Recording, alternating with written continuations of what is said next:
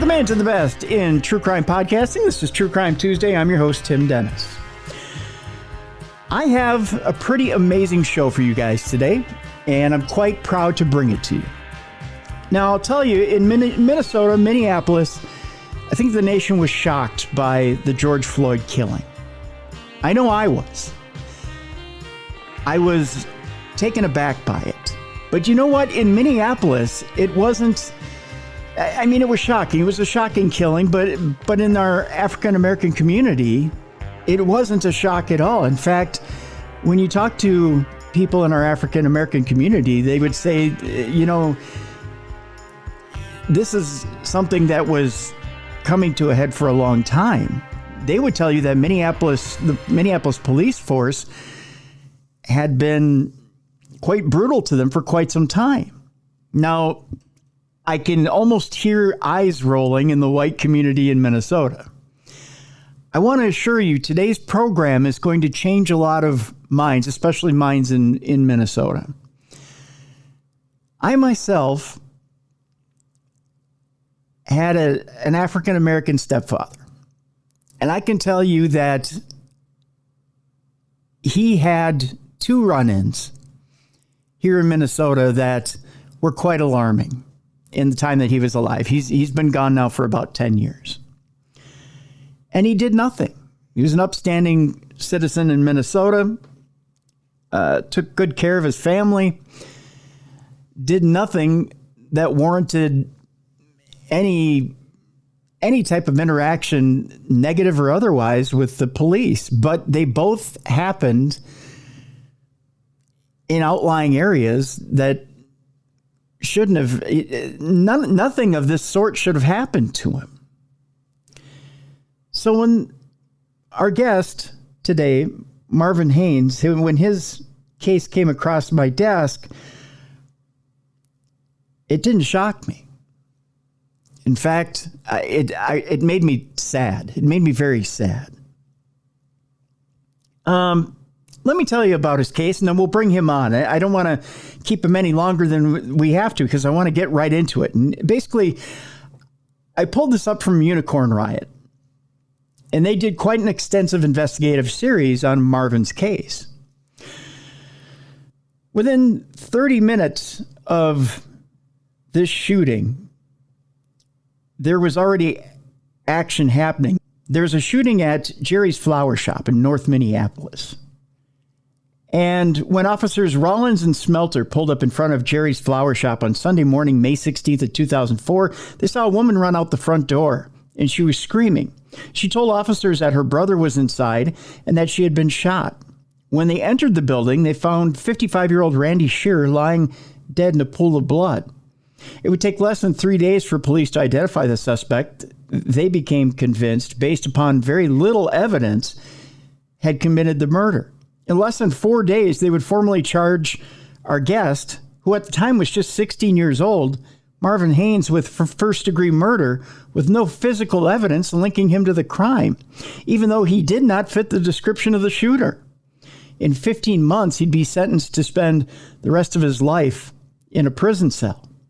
Within 30 minutes of the shooting, Sergeants Michael Keefe and David Matson of the Minneapolis Police Department arrived on the scene. As lead investigators of the case, they took charge of the scene and sent officers to interview any possible witnesses. The sergeants directed officers to use police dogs to track the route that the shooter took out of the flower shop, and in two separate attempts, dogs tracked the shooter north up the alley at the rear of the flower shop to a concrete pad at the back of 3343 6th Street North, which was a block away.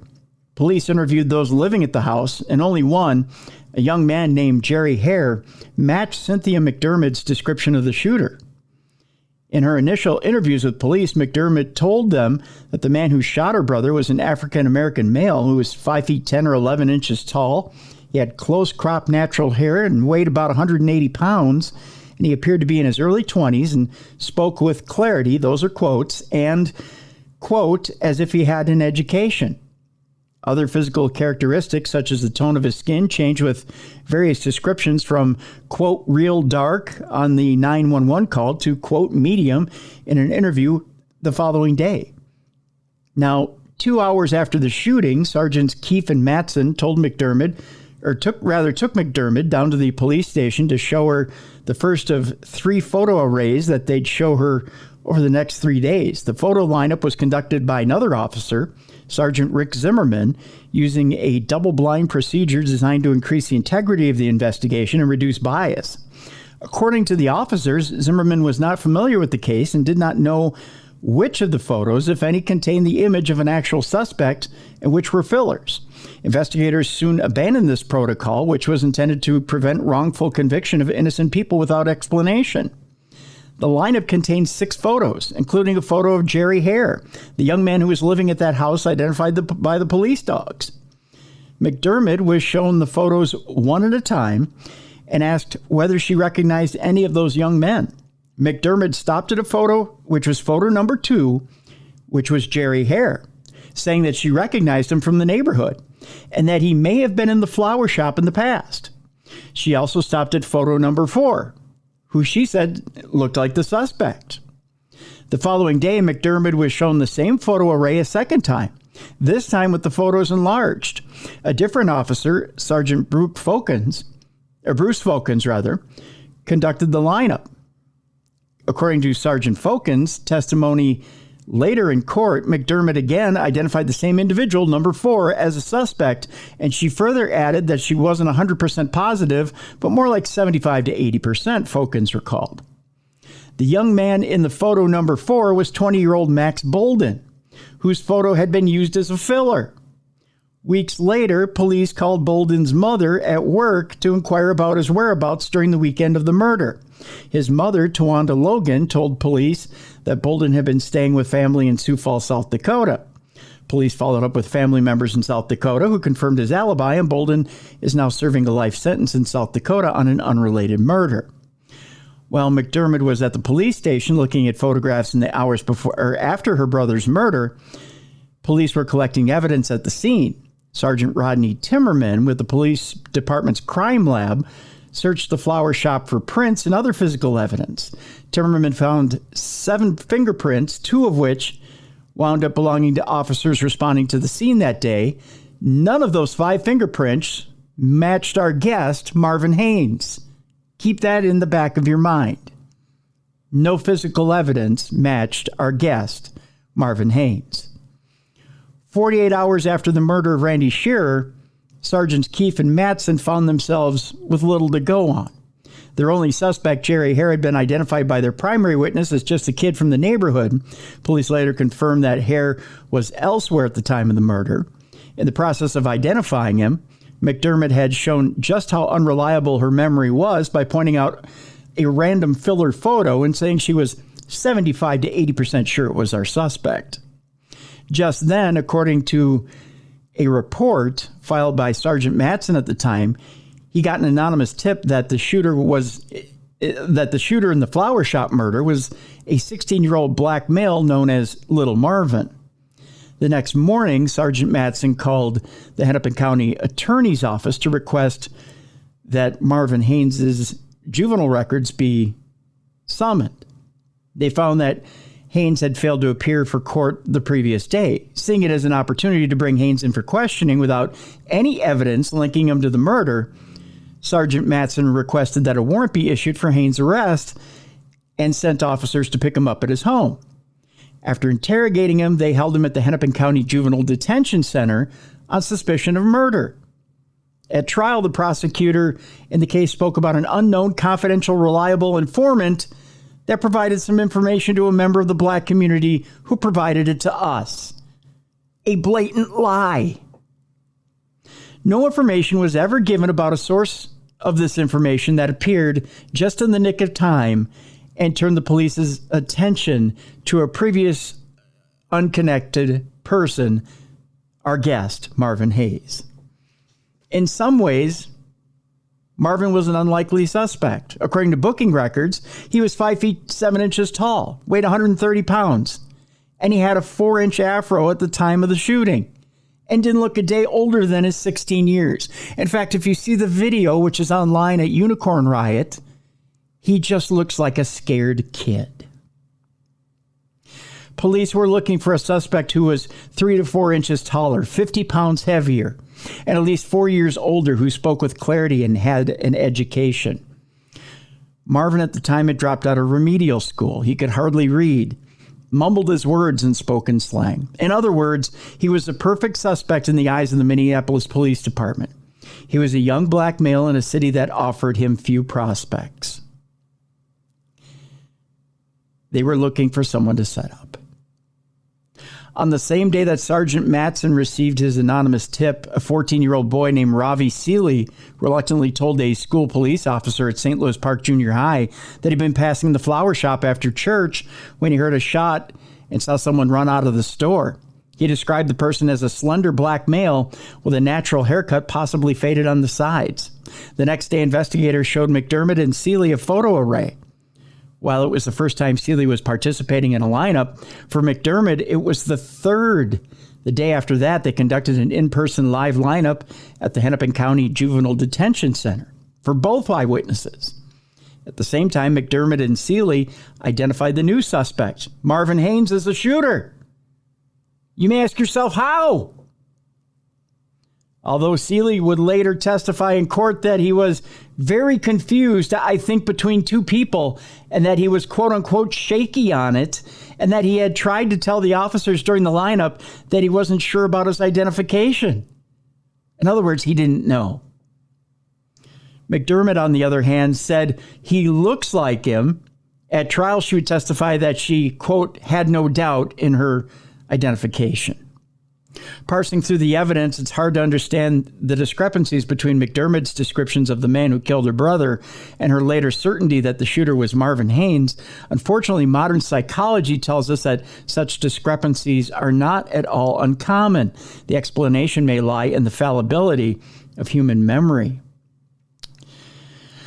Folks, it just gets more and more confusing through all of it.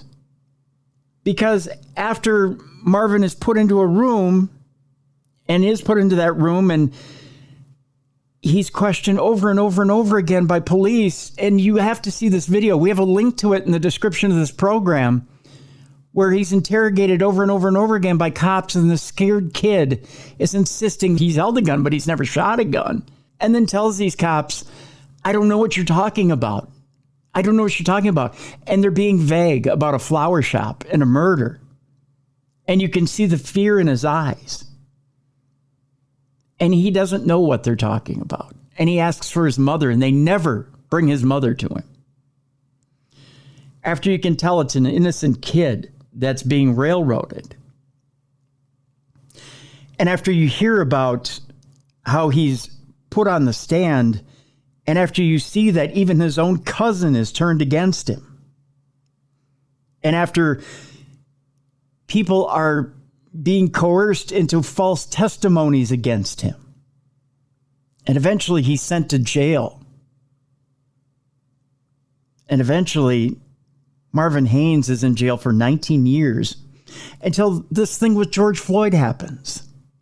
And our own Attorney General here in Minnesota, Keith Ellison, sees this giant can of worms open and decides to put together a unit to look into the Minneapolis Police Department, to look into the Hennepin County District Attorney's Office, and says, you know what? Maybe we have something wrong here. Maybe we need to dig into some of these past cases that Mike Freeman and Amy Klobuchar prosecuted. Maybe we put innocent African Americans in jail and we were wrong. Well, they did get it wrong. They got it wrong with Marvin Haynes. And I want to bring him in now. Ladies and gentlemen, let's welcome to True Crime Tuesday and welcome him back to society, Marvin Haynes. Marvin, thank you so much for being on our program today. No, thank you for having me. I appreciate the description you gave about my case. You definitely laid it out thoroughly. Well, you know, I want to start by let's start this off by getting your impressions of, from your perspective, from the moment that police came to your home. First of all, I want to talk about your family and talk about the stress that was put on your family, specifically your mother and your wonderful sister Marvina, who fought for you while you were in jail. Yeah, they was tremendous in helping me get to this point to be exonerated. You know, it was a lot of people that turned their back on me, from the community to just the justice system that supposed to submit justice, and they submitted an injustice. So it was just so much injustice in this matter. I can't even describe what happened, all the things that happened to me. Like, my family was destroyed behind a lot of these things that happened.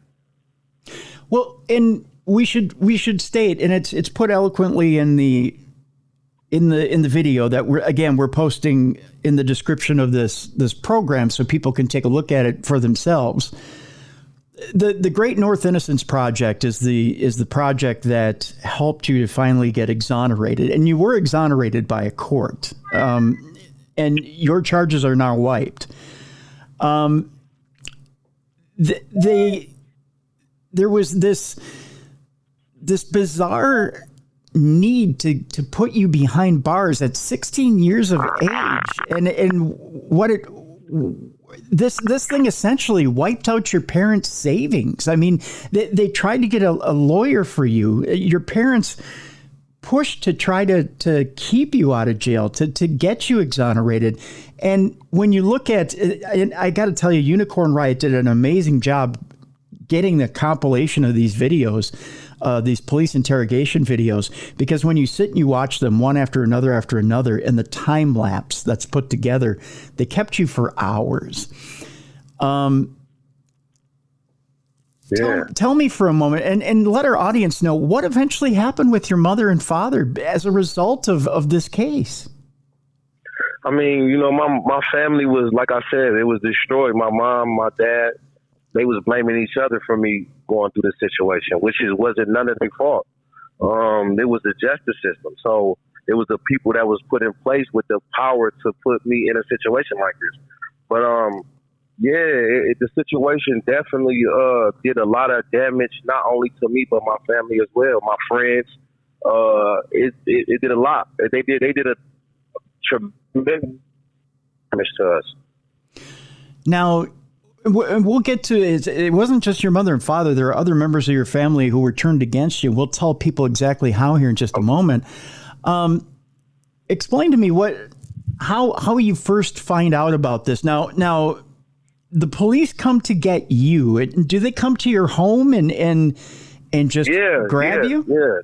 What happened? They came to my May 19, 2004. I was woke up by the police saying that they had a warrant for my arrest. So, okay, I'm thinking like, okay, well, this is just a little minor thing. I'm going to go and my mom was saying, well, just go with them. They're going to bring you, I'm going to go to court and we're going to get you up out of there. We was thinking that it was just a traffic violation or a curfew violation. Okay. So, when I got there, I was put in a room and I was questioned. I was told that if I talked to these two officers, which was David Matson and Michael Keefe. And they said, if I speak to these guys, I'll be able to go home. So me being 16 years old and not knowing the justice system, I'm thinking, okay, well, let me talk to these guys. I don't know what they want to talk about, but I'll talk to them if they let me go home. I'm not having no information about what's going on. So as the conversation progressed, I was dumbfounded by what they was talking about. They never really told me it was a murder. They never told me. They was very vague in communicating with me. So you got to think, at this time, I was just so confused with what was happening. I didn't know what was going to happen to me, but I just knew that, they had the wrong person. And I knew that they was going to figure this stuff out. I was believing that, okay, well, these guys accusing me of something, but they're going to figure it out and they're going to come to me and be like, well, we got the wrong person. Let's let this guy go home. And I was sent to prison from that moment, May 19, 2004. You were hoping or trusting in the goodness of the police department that they would figure it out. Meanwhile, they're sitting there, and in this video, if I can describe for our audience, they're sitting with you at 16 years old and going, now, come on, you know all about the flower shop. And they're being very vague. They're saying with the flower shop, and you know that there's this rear entrance, right? And then you were at this entrance and you just walked out the back, right? Just tell us, you walked out the back. In other words, they're coercing you, Marvin, and trying to get you to admit that you were at a back entrance that you were never at. Yeah, they was not only that, they was telling me that they had my fingerprints. They had me on videotape. They was feeding me so many lies, but I knew it was impossible because I didn't commit this crime. I had no involvement. I didn't have no knowledge of it. So I'm telling them, like, y'all got the wrong person. They was telling me, like, look, just tell us it was an accident and we going to help you. We going to figure it out. They was trying to manipulate me to believe I committed a crime that I didn't commit.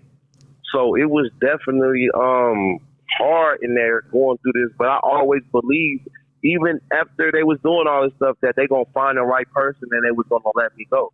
You know, so I know that sounds crazy, but yeah, I was just thinking, like, I never at that moment, or I never heard about someone being wrongly convicted or someone being sent to jail wrongfully. I just knew that, okay, well, these people gonna find this out. This is the justice system. They gonna always find out who's the person. So I had confidence that, well, okay, well, these guys are going to find out that it wasn't me. So, yeah, it was difficult, them telling me all this stuff, but I just still believed that they was going to find the right person. And I have to ask you this too, Marvin. There's a point where there's somebody on the video who's looking at you and looking at almost psychoanalyzing you and saying, I can't believe how composed he is. At the age of 16, he's not breaking. He's not breaking under the psychological pressure. He's very well composed, and I don't get how he's doing it and how mature he is under that much pressure. I have to ask you that same question.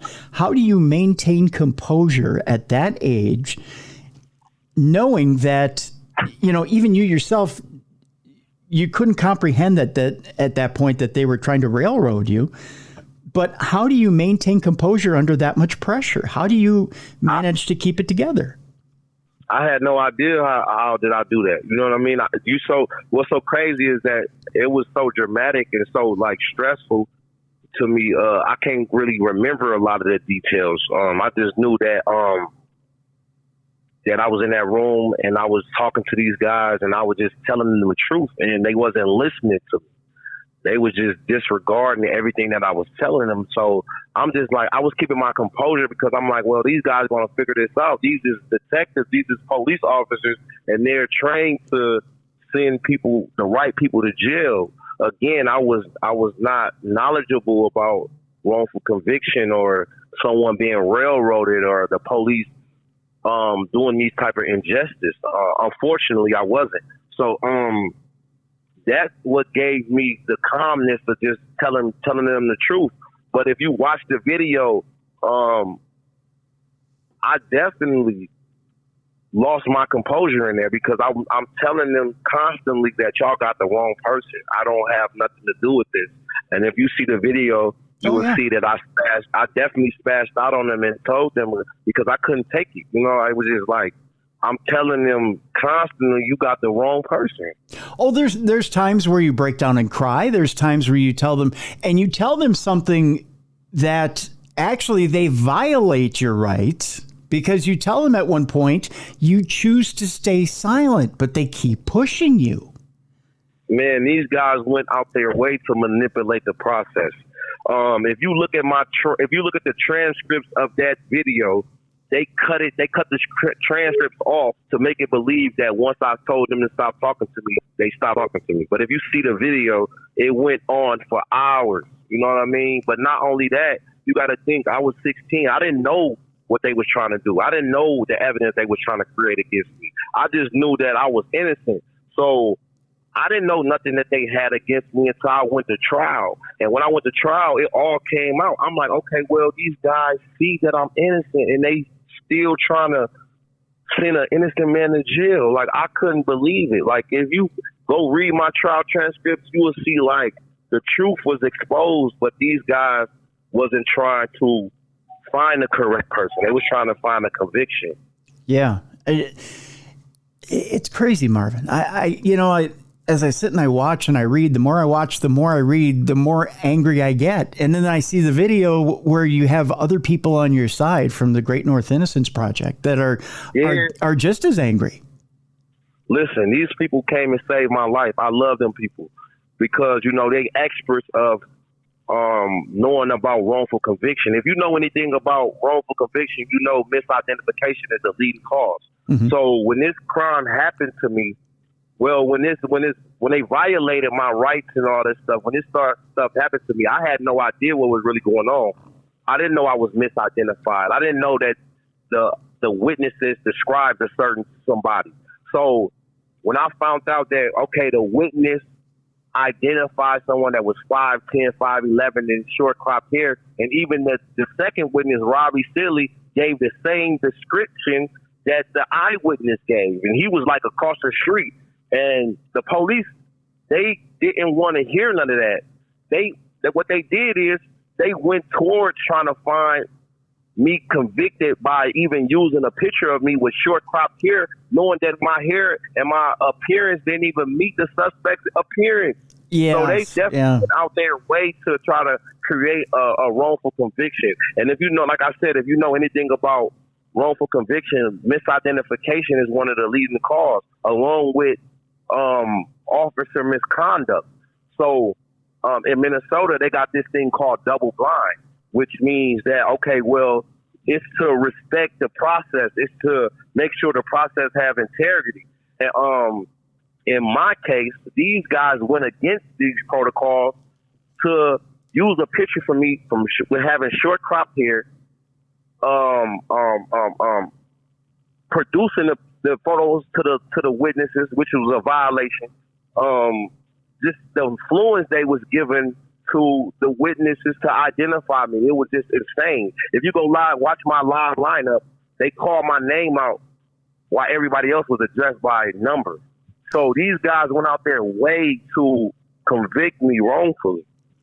Yes, and that's in the video as well. And there's something else when they do that, and I want to address that first. They call out your name along with your number in a live lineup. They bring you in, and they do something that to me is absolutely degrading. And they not only have you, obviously they have you repeat a line for voice recognition, but then they have you show your teeth.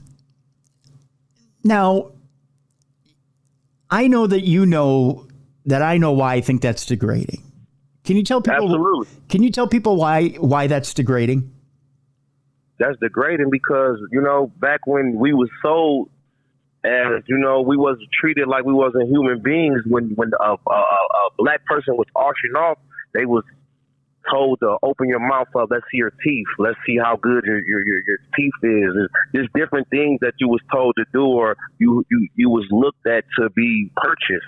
You know what I mean? So they definitely went out their way to try to degrade me. But not only that, just wrongly convict me. These guys knew I was the wrong person. Thankfully, Michael Keith came to court and told the guy honest truth. You know what I mean? He came to court and told everything that I've been saying this long. And he got up there and told the truth. I don't know where it came from, but he did get up there and tell the truth. And he told them that he was manipulated just like everybody else to try to convict the wrong person.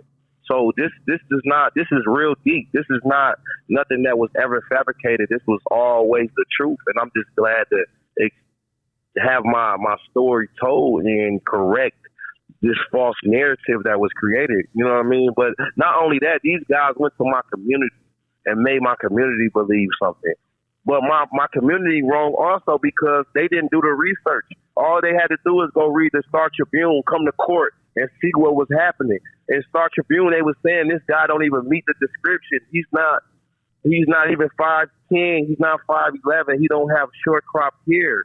He has an afro 5 to 4 inches. You know, yeah. So yeah. And in my community, they just jump behind it. You know what I mean? And it's not the victim's family fault because they looking for justice, but it's the community fault and it's the officer's fault for allowing this stuff to happen because we gotta when we see something like this happen, we gotta get behind people that's wrongly convicted and look into these things. We can't just believe what the cops saying. We got to look into these things.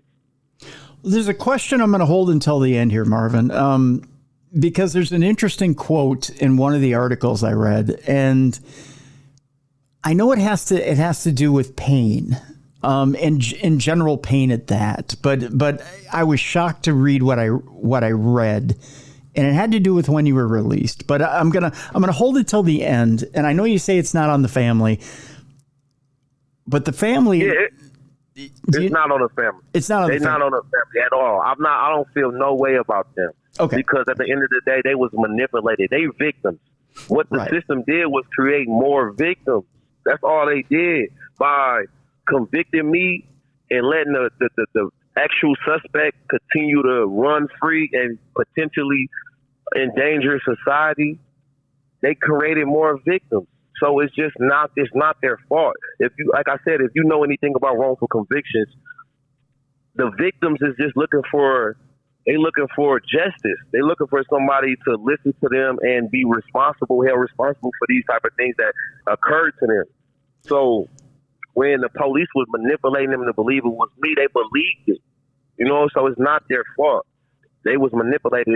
If they listened to what Cynthia was saying, if they listened to what Robbie was saying initially, this wouldn't have occurred. They would have went and found someone that met this description, the right suspect. It's just crazy to me.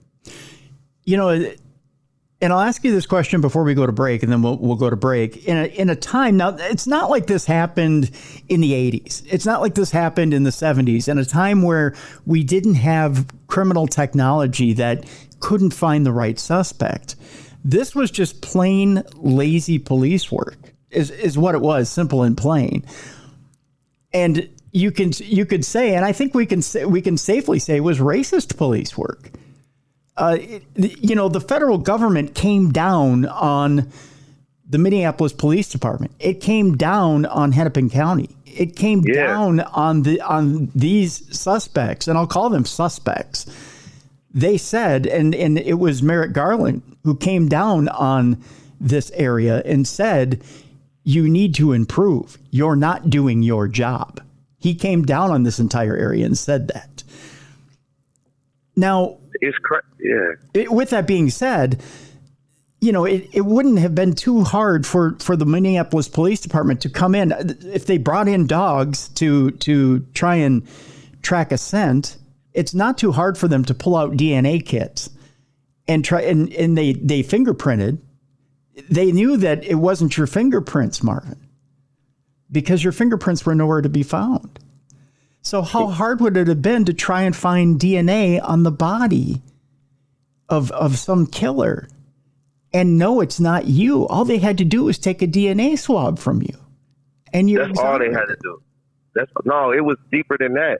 Again, like I said, when I was initially became a suspect, these guys knew it wasn't me because I didn't fit the description from what the eyewitness spent multiple minutes with this person. She talked to this person for over 5 minutes. So, like I said, the police did lazy police work, absolutely. But not only that, they just disregarded anything. They just was trying to get a conviction.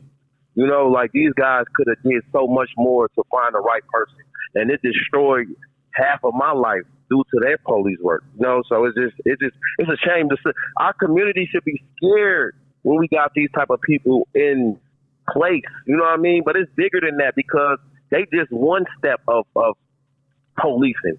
They had to take this case to someone was higher than them to get approved to get a warrant for me, to get me initially charged. So people should be scared that we have these type of people in place to administrate justice. You feel me? Like, it's unbelievable that these guys are able to do this. And it's the detective's fault. It's the county attorney's fault. It's the police chief fault, because these guys got to report to someone, and them other guys got to report to someone. So it was definitely the whole system in place that did this to me. Well, the really scary part is you had Mike Freeman, who initially started it, then he is out of his term. Amy Klobuchar continues it, and it gets worse. Then Mike Freeman is reelected, and he's reelected based on his conviction rate. So he comes in, and he comes in and says, "Well, I'm making the streets safer for Hennepin County." And he runs on that, Marvin. He runs on the fact that he's putting people behind bars. And, well, I'm making it a safer county for everybody because, you know what? Conviction rate is right there. Man, it's crazy. The conviction in that time went up skyrocket due to these people. These people wasn't trying to admit justice. These guys were just trying to get convictions anyway.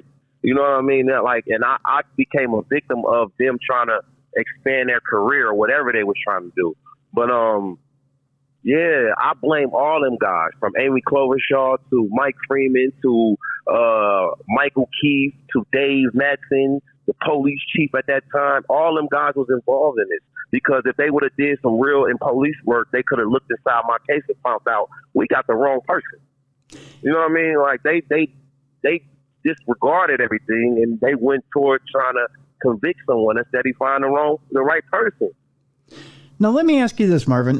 There were some incidents there before trial, and I'm a little sketchy on this. Well, actually, at trial. And before we go to break, I want to get to the trial process, and then when we come back, I want to talk about surviving jail and getting to the point of exoneration, because I've got to think that just getting through jail, it had to be, for a young man who's innocent, had to be absolute hell. But let's talk about, you said this whole process had destroyed your family. You had 4 people who had testified against you that told the courts that they had been coerced. One of them was your cousin, Isaiah Harper, who is telling people now on video, listen, I was coerced. I'd been coerced from the beginning, that he was tight with your mother. That was his favorite auntie. Let me tell you something. Sure. This wasn't nothing that he just now saying. He went to the grand jury. He's not the only one that done this. These guys was going to the grand jury telling them, like, look, I don't know nothing about this case. They forcing me to lie. You know what I mean? Like, it was people that in there that couldn't even identify me, that came in there and was saying, like, okay, Marvin told me he committed this crime. They couldn't even identify me. Do you see Marvin in a courtroom? No, I don't even know who this guy is. Do you know where Marvin live at? Yeah, I know where Marvin live at. Can you take me to where Marvin live at? Come to find out, they taking the detectives to someone else named Marvin house. Not even my house. You know what I mean? So these things was exposed at court. Isaiah came to court and told the judge. He looked at the judge and said, look, judge, they making me say this. This is not nothing that was just now coming out. This has been came out in my trial transcripts in court. Like, this is happened in 19 years ago. So, yeah, I'm just so ashamed by the justice system, Minnesota justice system, for allowing this type of stuff to take place. And the crazy thing about it, the most crazy thing about it, even after that happened to me, I still believed in the justice system to give me justice. I swear, I was in there like, look, every day I'm like, look, somebody gonna come in my life and they gonna look, might be crazy for even believing something like that. But that's what I had to do to survive that. I'm like, listen, this happened to me. This injustice happened to me, but there's going to be some people that come and they're going to administrate some real justice. And it took Mary to come do that. You know what I mean? So It's like, it's unbelievable that it took 19 years. Now, was it Isaiah was the one they pulled off the stand for 40 minutes, coached them and put them back up there and said, you only answer in yes or no questions? Literally. Listen, go read my trial transcripts, man. This stuff is not made up. Listen, when Isaiah was testifying, he told them just like this. You guys is making me say this. I don't know nothing about this crime. Every person that testified gave different stories. Everyone. No one's story was the same but mine. My only story was the same. Everybody's story was different. When Isaiah wasn't saying the right thing that they wanted to say, Michael Freeman pulled them off court and pulled them out off the stand and said, look, if you don't say what we want you to say, what you initially said, you're going to be arrested. You're going to go to jail. This guy was 14 years old. Jeez. Think about that. Not only that, they talked to Isaiah 4 or 5 times before he even gave the last statement saying that I was the person that committed this crime. They was coercing him the whole time. So this stuff is just unbelievable that they was able to get away with this stuff for so long. That's amazing. That is incredible. I don't know what to say, Marvin. In 19 years of your life was just squandered away because somebody needed another notch on their belt to continue their political career, because somebody needed that to continue their police career, because somebody wanted to collect a paycheck. Sure. That's it. I was a paycheck to them guys. It's crazy to even think something like that these people was able to get away with something like this, and they still got their careers going. While my life is, I walked out of prison with nothing after 19 years. They was, hey, Marvin, you're free here with nothing. I'm building my life now. You know what I mean? From nothing. So it's like that 19 years, I'm 19 years behind due to what these guys done to me. When you get exonerated, they just kick you out of prison and say, here you go, here get your freedom. Being for yourself with nothing. Yeah, it's not it's not like the movies where they hand you $500 in an apartment or whatever, and you're on your own. They literally don't have a thing for you. It's just you've got your freedom. It's time to make hay while the sun shines. Speaking of Marvin, also in the description of our program, we have a link to, I believe it's a GoFundMe you have, correct?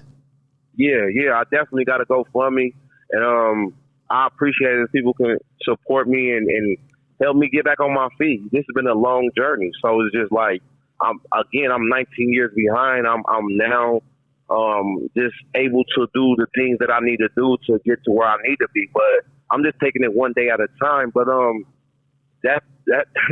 man, I'm still rebuilding the pieces. This stuff is, I can't believe this stuff was able to happen to me, but I overcame it and I'm blessed. Yeah, think about that, folks. I mean, Marvin, you never went to your high school prom. Man, listen, I had my whole life destroyed. Man, I never went to my high school prom. I never got my license. I never, you know what I mean, did anything that someone did growing up from 16 to 36. You know what I mean? So my life was destroyed. Yeah. You know what I mean? Like, literally. There's a lot.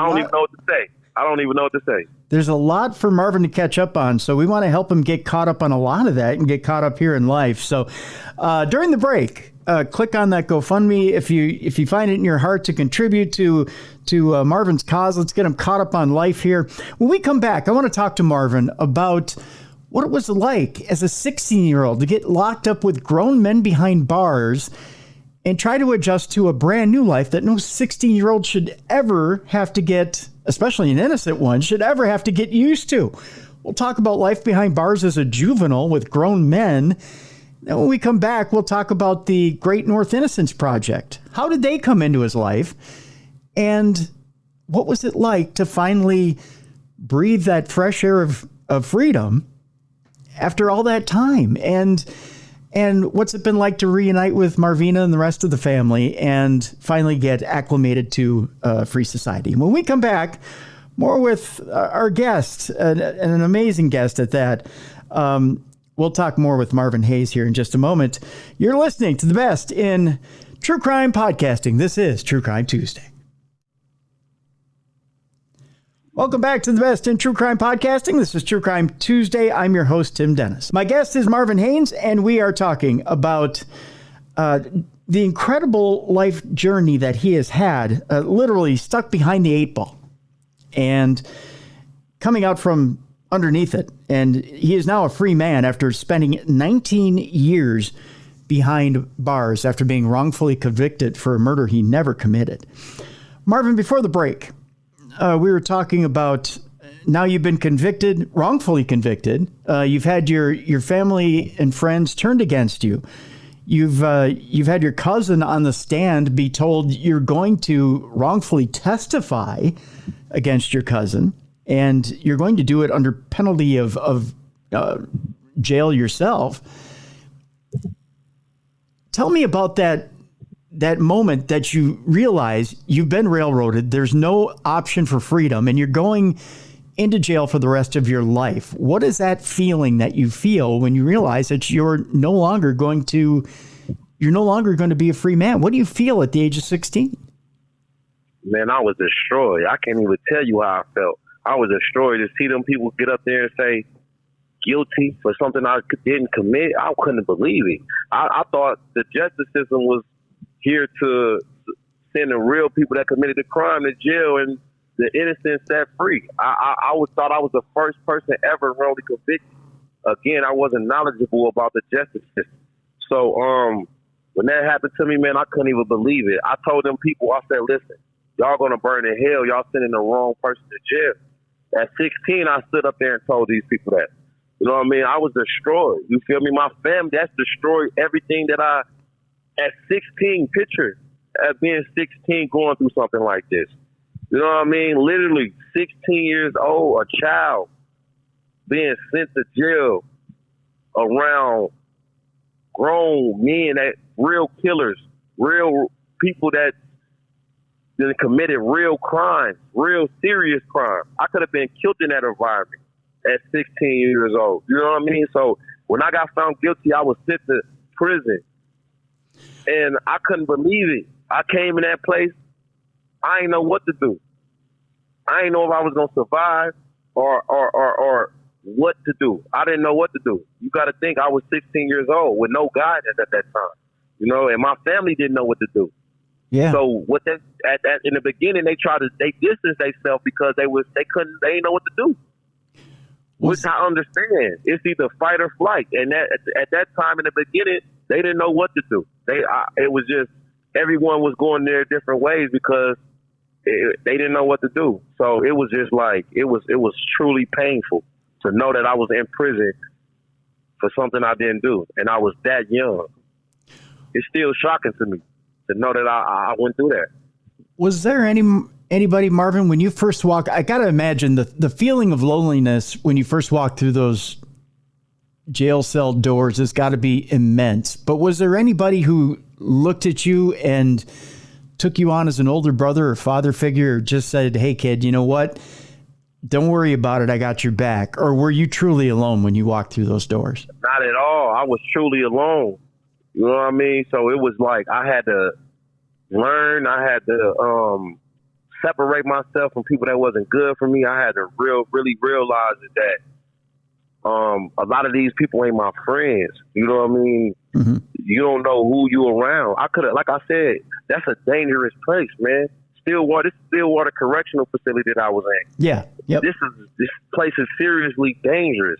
So for them to send me there at 16 years old and me to be around these type of people, I was just like, I couldn't believe it. And I did meet people when I told them my story, and they looked at me like I was crazy. You know what I mean? Even if they were like, man, you was found guilty. You know what I mean? So it was just like, I didn't have no one believe in me when I got there. So it was just like, I had to literally find ways to get up out of there, and I did. You know what I mean? I'm so grateful that I was able to maneuver, survive, and just triumph over that. You know what I mean? Because that was not easy. I suppose to convicted felons in jail, everybody's got a sob story and everybody thinks they're innocent. I suppose they thought that you were trying to play the heartstrings too. Is that the case? Definitely. But I'm from North Minneapolis, which is like it's a close knit community. Mm-hmm. So a lot of people that's from my area knew I wasn't the right person. So when I got in there, the people that knew me or knew me from being in that neighborhood and being from Minneapolis, me being wrongly convicted. So it was just a new, but they was just like, well, he was convicted, so he had to be involved in some way. You know what I mean? But a lot of people did know, like, I was actually innocent because, the streets talk. Yeah. And everybody know what's going on in in our type of community. So I definitely had some people that knew who I was when I was in there. But that stuff is hard. You got to think I was able to just go through something like that and be strong. I had to be strong and figure out ways to get justice. During the time that you're in, how does word get out to the Great North Innocence Project, or how does your case get to them, and how do they introduce themselves to you? When I got in there, the only thing I knew what to do, I was like, listen, I'm finna write people and I'm finna tell them my story. You know what I mean? I was finding inspiration from things I was seeing, people I was talking to. So I'm like, okay, well, if I can get someone to know my story and listen to my story, they're going to know that I'm innocent and they're going to help me get up out of here. So when I went there, I read about the Great North. It was the Innocent Project at that time. Yeah. I read about them. And I'm just like, man, this is the opportunity that I need. These are the people that are going to help me get up out of here. They fight for innocent people. So I wrote them a letter, and they wrote me back, and they said, look, fill out this questionnaire, tell us your story, and we're going to go from there. And they read my story. They asked for my trial transcript. They just kept being curious about my case. They was curious, and they were seeing the inconsistencies in my case. So once I met them and they came and told me, like, look, we're going to be the ones that helping you get up out of here, I was just amazed because I'm like, look, it's finally somebody listening to what I'm saying. You know what I mean? So it's a lot of people that write these guys, and they gotta go through a lot of different documents to make sure someone is not fabricating what they're saying. So I was just blessed to meet these guys and have these guys in my life. I bet. And how what's the word I'm looking for here, Marvin?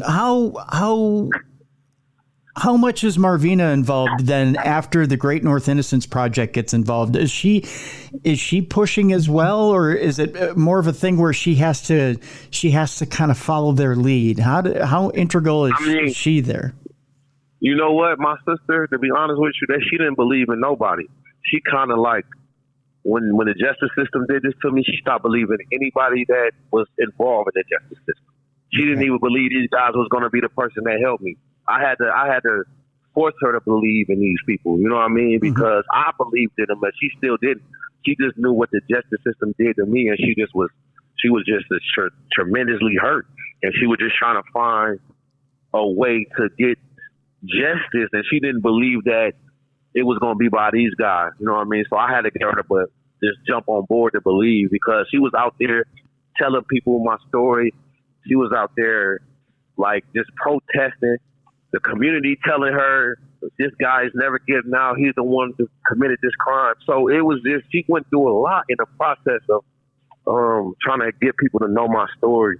But once we was able to put the evidence out there, a lot of people came on board and was like, man, this guy is innocent, you know? So it took a collective of individuals. It took my sister out there protesting, my family out there protesting. And it took the Innocent Project to handle the legal part of it. Very true. And then there's that little bit of the piece of the pie, too, with the CRU and with Attorney General Keith Ellison, who I think took a look at all these different cases. And I think it took that piece in there as well of him saying, well, wait a minute, there's been this past that has just been so nefarious, for lack of a better term, that's just, this just, it has to be corrected. There's a right that has to, or a wrong that has to be righted here. And I think, the fear, and this is it's an unjust fear is that they think that, well, if we go into one case, then everything that Freeman and Klobuchar ever did is going to be overturned, which is ridiculous. It's a ridiculous fear, to say, well, you overturn one case, then you got to look at all their cases and they're all going to be overturned. That's, pardon my language here, Marvin, it's bullshit. That's not what's going to happen, because there's probably work there that's solid that they did do. But there's also a bunch of cases, I shouldn't say a bunch, but there's probably a small amount of cases they did that are unjust, that do need to be overturned. And as a matter of fact, there are names in the Unicorn Riot article of I believe it's 5 or 6 men that were unjustly prosecuted, that have been, if they're not already overturned, are in the process of being overturned. Yeah, I know multiple people that was wrongly convicted due to these guys. Like I was in there, I wasn't just the innocent, the first or the last person that was wrongly convicted. It was multiple people that this happened to. I mean, it's a very small number of people that's being wrongly convicted, but think about it. One person is a tremendous devastation to the community and to that person.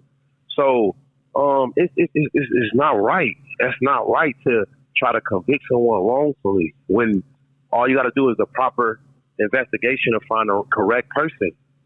Like, it's okay to be wrong. It's okay. It's not going to end your life to be wrong about something, or say you were wrong about something. But I have yet to even get an apology from these guys. These people that don't wrong me and harm me like this. So it's crazy. Let's focus on that for a moment here, Marvin. Would it make it easier if tomorrow you got, and I'm not talking a phone call here, but if you got a personal apology, either from Mike Freeman or from Amy Klobuchar or from the administration or even from the detectives who sat you down and interrogated you? I don't want an apology. I want them to, let's sit down and change the next person's life that was wrongly convicted. And let's not make 19 years of this. You know what I mean? For the next person. I don't want no apology because I can't get what they took from me back. Okay. But what they can do is help me change the next person's life that's wrongly convicted. Let's look into some other people's cases and get these guys' cases overturned. That's what they can do to me. I don't want no apology. Let's seek justice for the other people that's going through these things.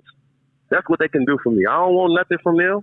Okay. But that's very admirable. And I had read in many different articles as I was studying up on your case this weekend, I had read that you're putting just as much effort back into Great North Innocence Project as they had put into you, which I find amazingly admirable, and you have my utmost respect. That a lot of people would say, you know what, I'm out, I'm free, I'm going to live my life. That's the first instinct, is for someone to say, now that I'm free, I'm focusing on me. And that's the last thing you're doing. I mean, mind you, you're getting yourself set up to live your life, but at the same time, you're reaching back to help others, which I find incredibly inspirational. It was people that helped me. I could never, ever forget someone that helped me. You know what I mean? People tell me now that I'm out, I'm too kind to people that, but you got to think, I was in there being treated like a scumbag, treated like a low life, like a real murderer. So when it was good people that came into my life, I knew what that meant. I knew what them people support was going to help me get justice. So I'm definitely, if anyone ever need me that supported me, I'm there. You know what I mean? Like, I can't do much, but I'm definitely can do whatever we can do to try to change some things that was wrong out here. You know what I mean? So it's just like, I'm definitely there for whoever was there for me. Like, I'm grateful for that, because it takes a collective of everyone coming together to get justice. Like, this wasn't just a one party that caused this. You know, it was multiple people that was here supporting me. You know what I mean? If you ever shared a post, if you ever just came to my court, whatever you may have done in the name of me getting justice was tremendous to me. It was important. And that's why I'm here today. That's completely awesome. Marvin, this is the one. This is one of the questions I wanted to hold until the end for you. One of the articles I was reading, and this one was actually on investigationdiscovery.com. They left the article with this wording, and I want to throw it out to you because I'm going to attach a question to the end of it. And here's what it said. I'm quoting here. While Haynes celebrated his freedom, Randy Shearer's family was not happy with the overturned conviction. They called it a quote-unquote travesty, reported KARE 11. To me, when I read that, I don't read it as hatred. I read it as hurt. Yeah. And I don't read that as anything personal against you. I read it as they look at it as a defeat, as they had justice snatched from them. Do you know what I mean when I say that? Yeah, I know what you mean. Okay. So when in order to replace that justice, when I say replace that justice, in other words, they were promised something by the police department. They were promised something by prosecutors. They were cheated by the system because, and I think you know where I'm going with this. They were told by the system that you were the person, but they were lied to, much like you were lied to. I think it's only fair that Hennepin County do the right thing and that the Minneapolis Police Department do the right thing, reopen the case and go after the right person. I don't know that they actually have enough DNA evidence to run DNA and go find out who Shearer's real killer is. But if they can, they should attempt it. And they should attempt to do the investigation the right way. Because it's only fair to the Shearers. It's only fair to them. And they deserve it. I'm not mad at them people. They was manipulated. You know what I'm saying? Which is, like I said, if you study wrongful conviction or if you even Google it, you will find out that that's one of the major key things is that's the top 5 things of wrongful conviction is manipulated of witnesses. So influencing witnesses or whatever it may be and just trying to get a conviction. But it's not their fault. Yeah. They believed for 19 years that I was the person that committed this crime. Yeah. You know what I mean? So it's hard on them to be like, okay, the guy they thought that committed the crime was let free. You know what I mean? But yeah. All I ask them to do is go research, go study my case, and you're going to find out for themselves and be like, that's all everybody got to do is go study the case. I put all the documents and everything out there so people can see for themselves. They can see this stuff for themselves. You know what I mean? That I'm an innocent person. So, I mean, that's all I ask somebody to do. I ask the family to do it. Go read it. Go read everything that happened to me. And you're gonna say, okay, man, we sent the wrong person to prison. But it's not their fault, though. It's not their fault. I'll never blame them. Here's the other question I have for you, Marvin, and it's a tough question and one that you may be combating the rest of your life. How do you overcome the stereotype of convicted felon? Because even though you're exonerated, in the eyes of the law, you never did it. You're innocent. But you spent the time in jail and you've got that hanging over your head. How do you battle stereotypes? How do you overcome, even though evidence is on your side? Let me tell you something. I never cared about what nobody thinks. In prison, you can't care. I wouldn't have never made it out of there if I listened to what somebody said. I was in there with all negative things. The most, like I said, it was an evil place that I was in. So, I never care what nobody thinks. All I say is to somebody that don't believe in me, go educate yourself about wrongful conviction. Go educate yourself on my case.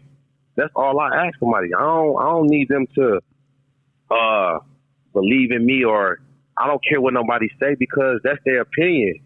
The facts is the facts. The truth is the facts. Truth always expose itself. You know what I mean? So I always believed in that. I always believed that truth was going to get me out of there. And it did. You know, you can't, it's only so long you can hide truth. And I believe in that. And that's what I always believed in. That's what got me in this moment. So I don't care what no one say. I wouldn't have never got to this point if I believed what somebody told me. It was a lot of people told me I was never going to get out of prison.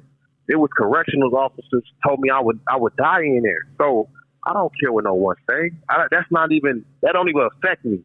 You know what I mean? So it's like I let that stuff rub off of me. But I tell people that don't believe, go educate yourself. And you're gonna come and you're gonna be a believer in me next time. You're gonna be like, okay, Marvin was innocent. Marvin is innocent. So I just ask somebody to go educate themselves. Take the time. A lot of people don't take the time to go read or learn about these type of things. I didn't know nothing about this. Like I said, when I went to prison, I thought I was the only person that was wrongly convicted ever. So I had to go learn and educate myself and come up with strategies to show that I'm actually innocent and put myself out there so people can believe me. So I don't care what no one says. Educate yourself about it.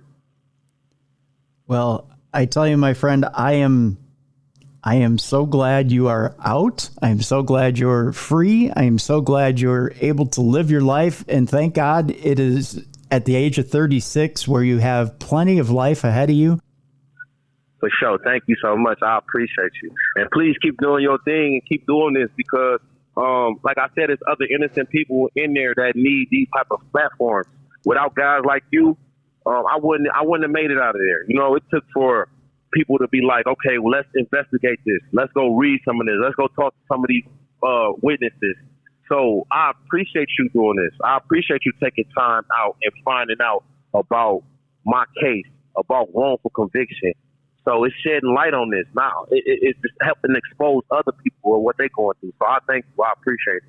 Well, absolutely, Marvin. It was my pleasure. It was my pleasure to get to know you. It was my pleasure to get to know your case. And again, my friend, much luck and much success to you. I wish you to have a long, happy life and much success helping others who've been wrongly convicted and in helping them with their cases. All right. Thank you again. Yep. Thank you, Marvin. We appreciate you. It's time now for us to lighten things up a bit. It's time now for us to bring in Mally Fox. And it's time for Dumb Crimes and Stupid Criminals. It's Crayon News story time.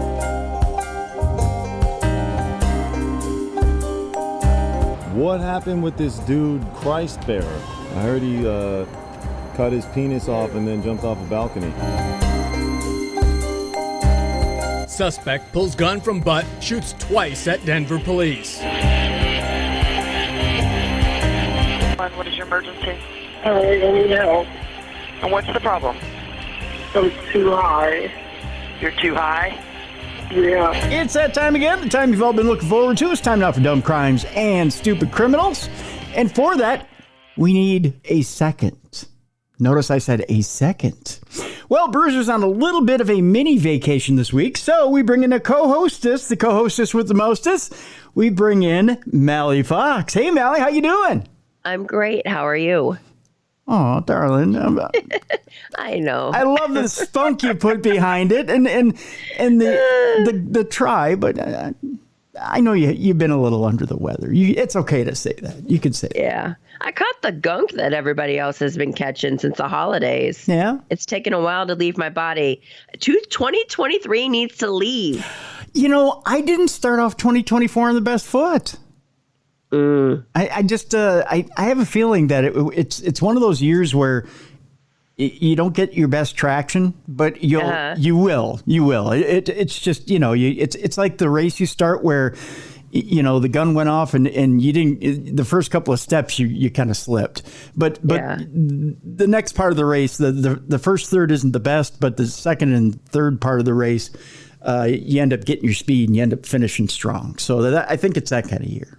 Yeah, because 2023, it's hanging on. It's like, I'm not letting go yet, sucker. You haven't seen the last of me. 2023 wasn't a good year for you?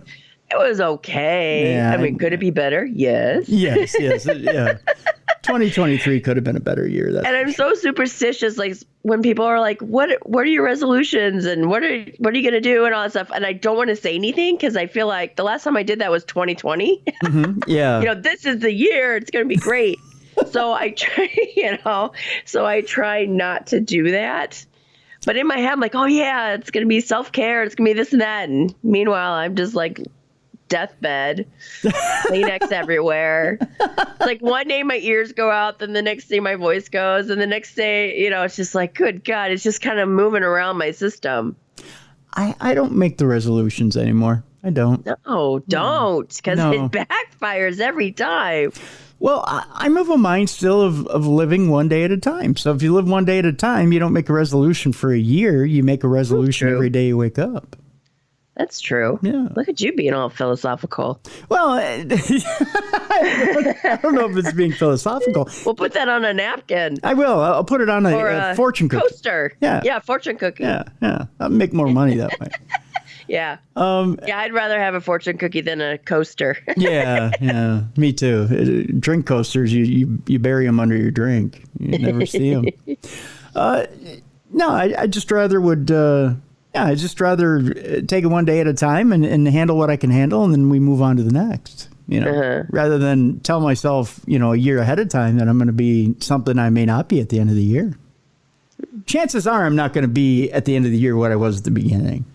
And whether it's for good, bad, or ugly, Right. I'm probably not going to be what I thought I was going to be. Well, let's hope it's for good, though. Yeah. Well, yeah. And that's what we all strive to be. We all strive to be better at the end of the year, but there's some years, whoo, boy. Mm-hmm.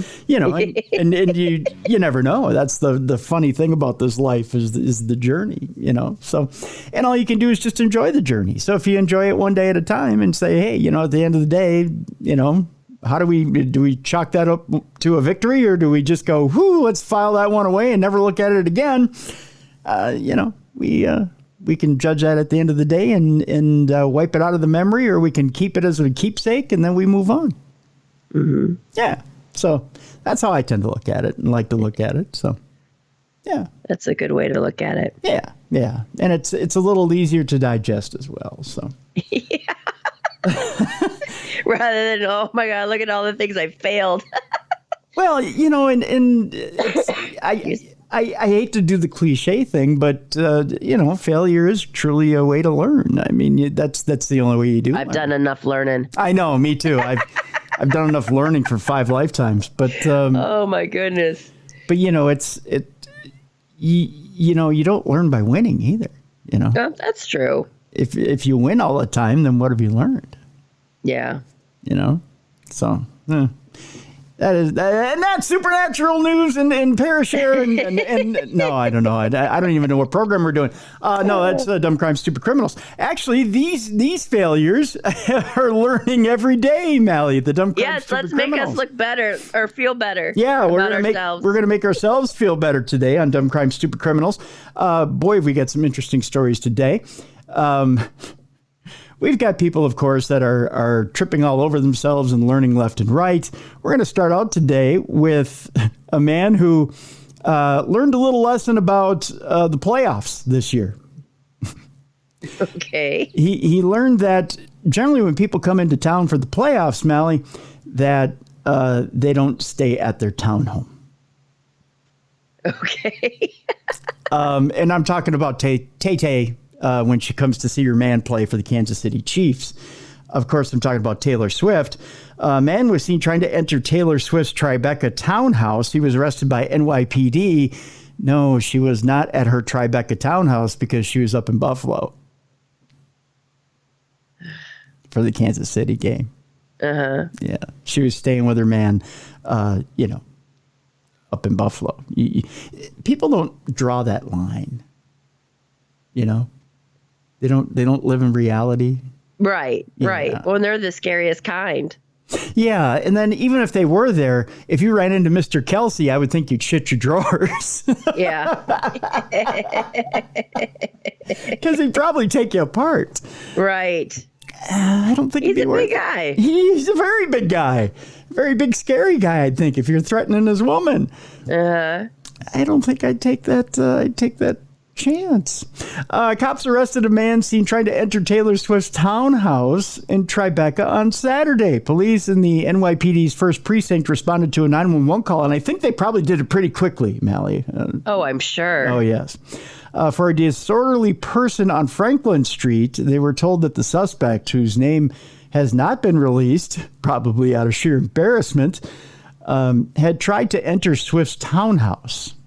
After checking records, cops arrested him for failing to answer a summons for disorderly conduct issued in Brooklyn in 2017. Not the first time this guy's been in trouble. It was unclear Saturday night whether the man would be charged with trying to enter Swift's house. I think he probably should be.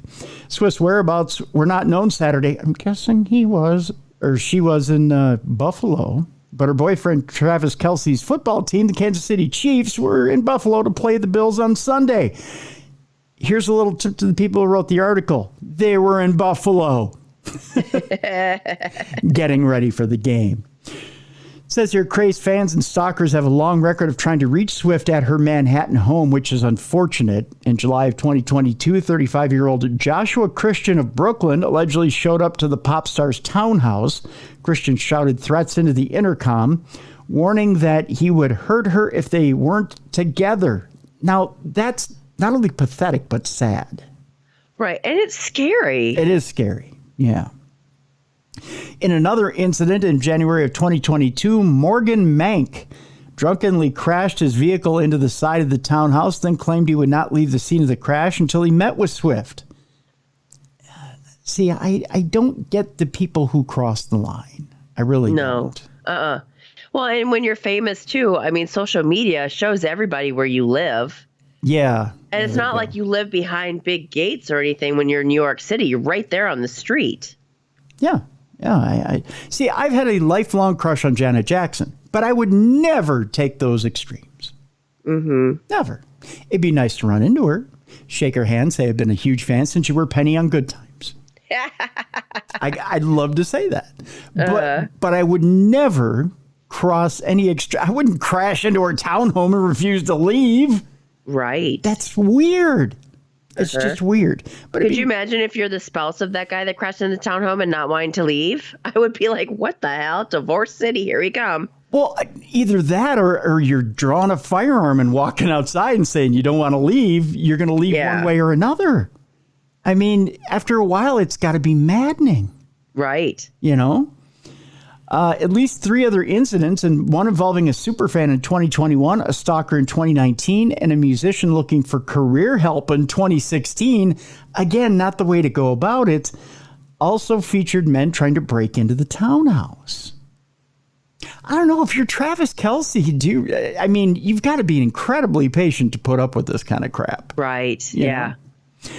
Swift also has faced issues with stalkers trying to gain access to her other properties in the past, including her home in Beverly Hills and a mansion in Rhode Island.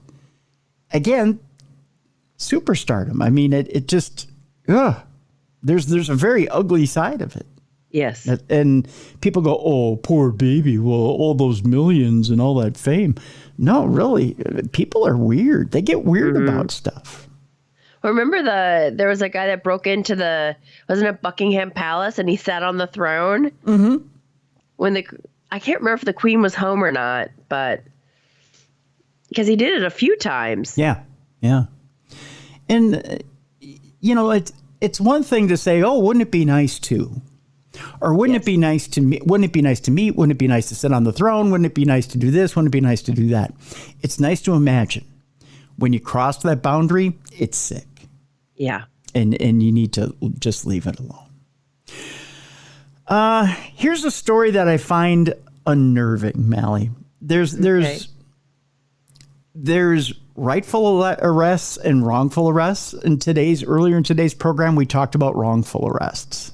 Mm-hmm. And here's a wrongful arrest that's just disturbing. There's folks out there, as you know, freezing to death. Right. In the winter, especially the last few weeks out there. As folks are freezing to death in the Midwest, an Ohio pastor is charged for offering shelter from that freezing weather, Mal. Whose responsibility is it to protect the unhoused when it's freezing outside? The city, the state, homeless shelters, the church? Well, hold on to that thought for a minute. Winter's officially here. With backbreaking, heavy, wet snow and a surge of Arctic air, some people are still without power from a recent snowstorm. The unhoused became more vulnerable when wind chills are in the single digits.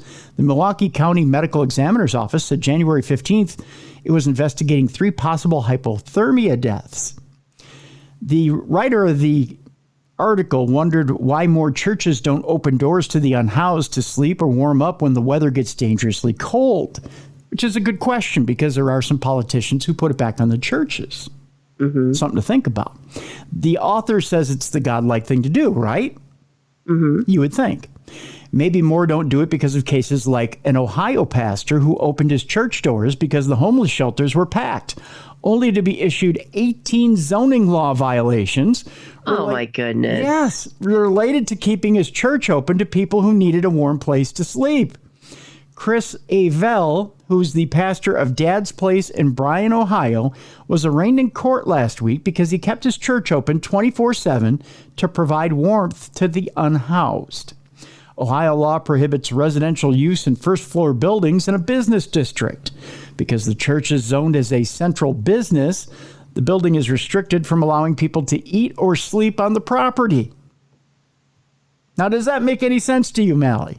No, and there needs to be exceptions. When it comes to freezing weather or the safety of a human being, church should be allowed to open up the doors. Didn't they used to be like 24/7? Like they never locked their doors. You could always go in there. Yeah. Avell went on to say, "This is how I worship my God, and I just want to be able to worship my God," which makes sense. According to the city, Avell was sent a letter in November informing him the homeless were prohibited from sleeping at the church overnight. He ignored the letter, and during a New Year's Eve service, police arrived and issued violations. Many of these people, they've been rejected by their families, they've been cast aside by their communities, so if the church isn't willing to lay down their life for them, who will? This is what we're called to do, Avell told Fox News. Jeremy Dice, who's Avell's attorney, called the city's actions unconscionable. They would rather kick these folks to the curb in the cold outdoors of December and early January than allow the church to remain open 24/7 to those who need it most, Dice said. In some ways, Avell was trying to prevent what happened in Milwaukee, which is people dying on the street in the cold. Homeless shelters fill up this time of year as people seek refuge from the bitter cold. While shelters do their best to ensure no one ends up in the cold, people often get frustrated and tough it out on the street. Avell saw a problem. He said he addressed the issue by helping 100 people and is now facing criminal charges. 100 people, Mally, off the streets, and he's now facing charges in court. He needs to get a good lawyer to fight that. I mean, ethically, they should have waived those charges. You would think either that or the law needs to be changed there in Ohio. Right. Especially for churches. Yeah. Or that there needs to be an exemption to that law for churches. I understand a business not being able to house people. I get that because there is something to be said about people squatting in businesses. Okay. In winter, and it can happen. People will take advantage of that law if you do something about that. But there does need to be an exemption for churches in Ohio, because that's if you're going to. And again, we're not a political show, but if you're going to, on a political spectrum, say, you know what, the churches need to take up for shelters and some of that government funding, then you need to make the exemption in the law that says churches are not a business and don't fall under business law. So there you go. Let's move on. A Wisconsin man charged for robbing a Quick Trip at gunpoint after his card is declined. So they've got his name. Yeah. I don't know that it's a good idea to, at that point go, well, I really needed this milk and bread anyway, so stick them up. We go to Whitewater, Wisconsin, Mally. A 25-year-old Wisconsin man has been formally charged in connection to robbing a Quick Trip while brandishing a handgun back in early January. According to the Whitewater Police Department, shortly after 2:45 a.m. on January 3rd, officers responded to a Quick Trip in the city of Whitewater for a report of an armed robbery. Preliminary investigations reveal the suspect, later identified as Noel J. Gonzalez, attempted to purchase an item inside the store, but his card was declined after multiple attempts. When employees wouldn't allow Gonzalez to leave without paying for the product, he allegedly reached into his waistband and brandished a firearm. The second way to pay besides American Express. Right. Yeah. And it's over one item, too. It's not even like probably a high cost item. It's like if you're going to go big, go big. You know what I mean? If you're going to pull out a gun, make sure it's like 20 bottles of liquor, like a couple cartons of cigarettes. Yeah. You know, full tank of gas. Clean them out. Yeah, clean them out. Yeah, exactly. Yeah. Gonzalez reportedly made threatening statements toward the Quick Trip employees, even saying that he was going to, quote unquote, start spraying. Oh, geez. Yeah, and I don't think he meant, because of a bad bladder. Right. Fearing what Gonzalez might do, employees told him to take the item and leave.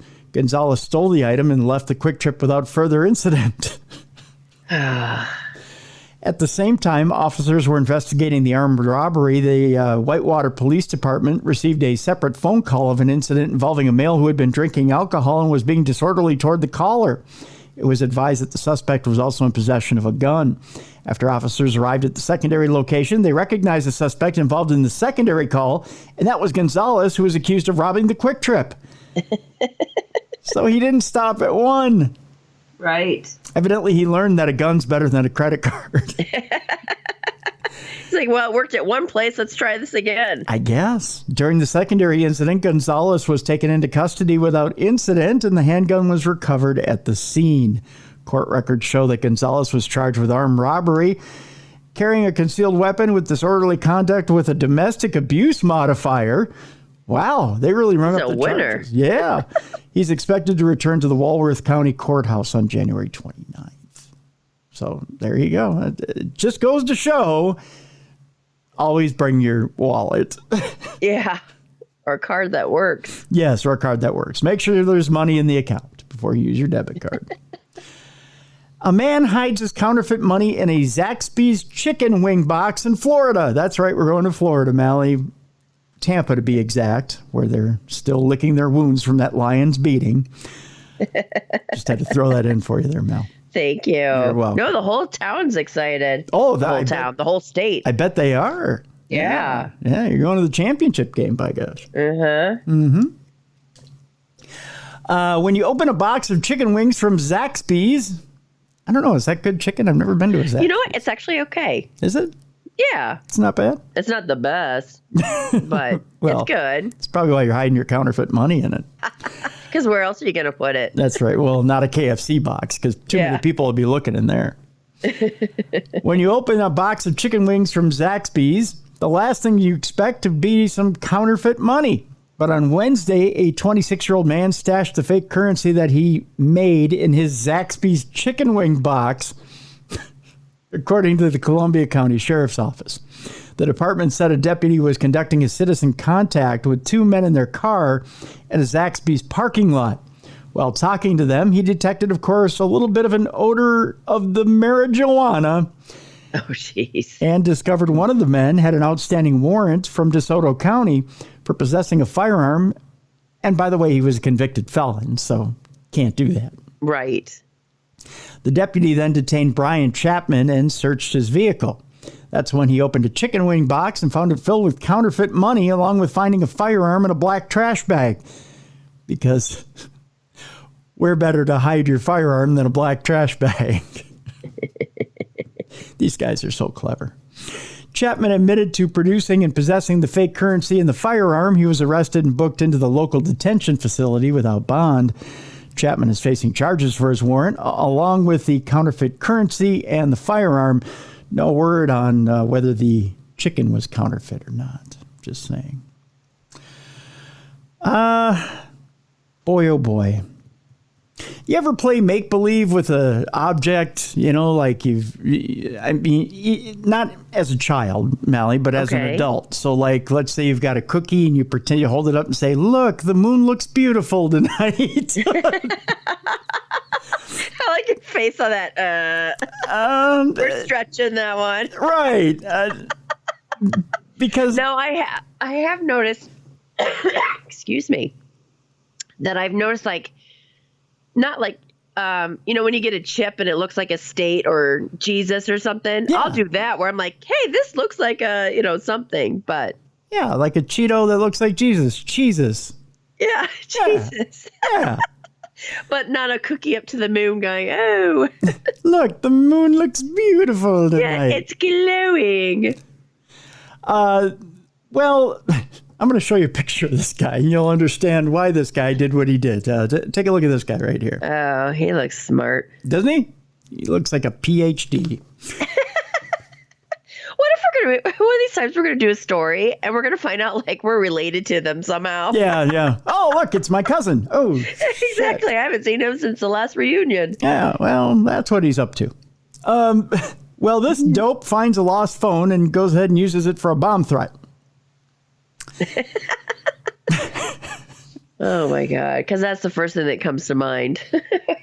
The owner left the device in a Walmart store's bathroom, according to cops. And this genius decided, hey, bomb threat. Oh, my God. Yeah. Moments after finding a lost cell phone in a Walmart bathroom, a Florida man used the device to call 911 and claim there was a bomb in the store. According to police who say the suspect later confessed that he had previously seen TikTok videos showing similar fake threats, and he decided to make one himself. Oh, geez. Monkey see, monkey do. He probably pulls fire alarms, too. He probably does. Doesn't he look like he does? Look at this guy. Doesn't he look like, oh, I saw it on TikTok, so I'm going to try it. He doesn't look very smart. No. He looks like the kind of guy who on the 4th of July puts a Roman candle in his ass just to see if it can light it off and survive. Yeah. Police responded Friday afternoon to a Walmart in Port Charlotte after a man called in a bomb threat to 911. When a police dispatcher dialed the number from which the threat was placed, the suspect said, "Tick-tock, tick-tock," before hanging up again. Just like that? Yep, tick-tock, tick-tock. After the phone's owner told cops he had left it in the store, a review of surveillance footage showed another man entering the bathroom moments before the 911 call was placed. The second man departed the store as police were arriving. Cops quickly identified the suspect as 28-year-old Cody Clements, spelled with a T, C-O-T-Y. Oh. Not saying intelligence level enters here, but when you can't spell Cody correctly, you're probably not all that brilliant. He lives about 10 miles from the Walmart, Mally's. That's a long walk. After going, tick-tock, tick-tock. After being read his rights, Clements reportedly copped to seeing the cell phone in the stall and deciding to make a prank 911 call. Evidently not that bright. Yeah. Clements added that he had watched people on TikTok making fake bomb threats and decided to make one himself. Because, only funny to him. Right. And everything you see on TikTok is real. Yeah. That too. According to the report, Coty stated he regrets his decision and realizes he made a bad decision. Too late now, Coty. Clements was charged with making a false report about planning a bomb or weapon of mass destruction, which is a second-degree felony. Coty was released from the county jail on $15,000 bond. Yeah. And has been ordered by a judge to have no contact with any Walmarts. There goes his fun on the weekends. His picture's going to be up by the door. Do not allow this guy to enter. You're a loser and a putz when you can't go into any Walmarts. Yeah. Remember back in the day when you could write a check? And so they would always, you'd go to those mom and pop restaurants or bars, and they would have, a wall full of photos of people that aren't supposed to be allowed in because they wrote bad checks. They would just display them. There's only two places in Florida where you can go on a Saturday night if you make less than $50,000. Actually, three. Okay. The Publix, the Walmart, and Chinese restaurants. And this guy probably can't go to all three now. Probably not. He's screwed. What did you do, Coty?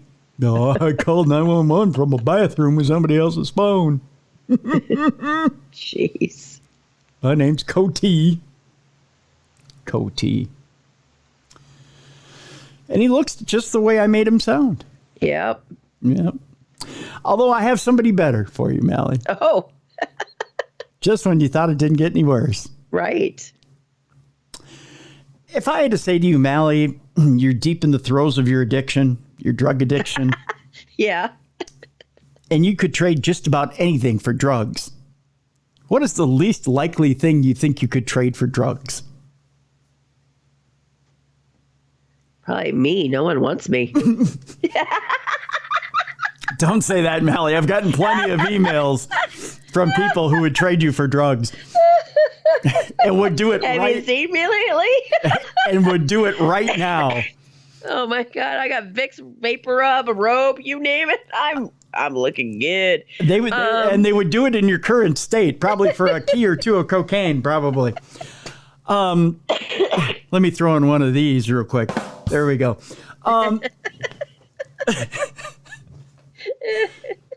I guarantee you're worth more than what this guy traded drugs for. Or tried to.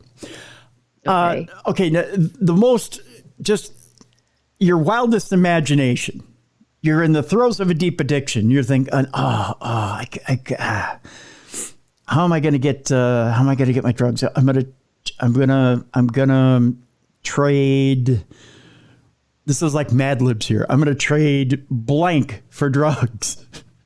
My dead ferns. That's really good. I brought them in to save them for the wintertime and they're dying on me. That's pretty close. This 25-year-old man, thought he could trade his fried pickles from Buffalo Wild Wings. Oh, jeez. For drugs. Yeah, but do they come with the ranch sauce? I mean, ranch is like the deciding factor. Oh, yeah, that might put it over. Yeah, you're right. And are they fresh? Are they fresh out of the fire? Yeah. True. Yeah. True. Because if they're a couple hours old, no doubt. Yeah. Yeah. But if they're fresh out of the fryer, and the ranch sauce, you're right. Mm-hmm. Need ranch. Yeah. The Buffalo Wild Wings had closed late on Sunday when Justin Carpenter pulled up to the Lawrence, Indiana restaurant. Of course, it's Lawrence, Indiana. That may go over in Lawrence, Indiana. I don't know. Around midnight, looking for food, fried pickles to be exact. In an ill-advised bid to get the kitchen reopened, 25-year-old Carpenter proposed a barter exchange to B-Dub's employees, two of whom were minors. Well, this will get him to do it. Oh, my goodness. As alleged by police, Carpenter offered drugs to Buffalo Wild Wings workers in exchange for fried pickles. Man, that craving was strong. Yeah, it was. Carpenter... God, let me show you a picture of this guy. This is the guy who does this. Oh, yeah, he looks like he would do that. Yeah, I got a question for you. Can I get some fried pickles? And I'll give you some Coke. I got Coke, I got ecstasy, I got weed. Got a speedball if you need it. Can I get some of them there fried pickles? Good God. Okay, so here's the deal. As alleged by police, Carpenter offered drugs to Buffalo Wild Wings workers in exchange for fried pickles. Carpenter, who was wearing an ankle monitor as a result of a prior drug arrest. Oh. Why is he out at Buffalo Wild Wings if he's got a monitor on? Offered marijuana, cocaine, ecstasy, and vape cartridges containing THC, according to workers interviewed by cops. Carpenter, accompanied by a male friend, reportedly declared, "If you make us some fried pickles, I'll make it worth it." Oh, my gosh. Yeah. Well, in that case, let me get you an order right away. Employees did not agree to the drugs for pickles trade, and Carpenter departed. Of course they didn't. That should be a t-shirt, drugs for pickles. Oh, yeah, drugs for pickles. And Carpenter departed the Buffalo Wild Wings toot sweet. Before leaving, though, investigators charged that Carpenter left 3 small bags of marijuana on the restaurant's front counter. And he told the manager, "Give those bags to the kids." Just for putting up with me. I think Jerry Lewis did that in the 70s. Didn't he give the drugs to the kids? Not quite sure. Yeah, I didn't find his humor funny. You didn't find his humor funny? No, Jerry Lewis? Not really. Oh, I thought you meant this Carpenter guy.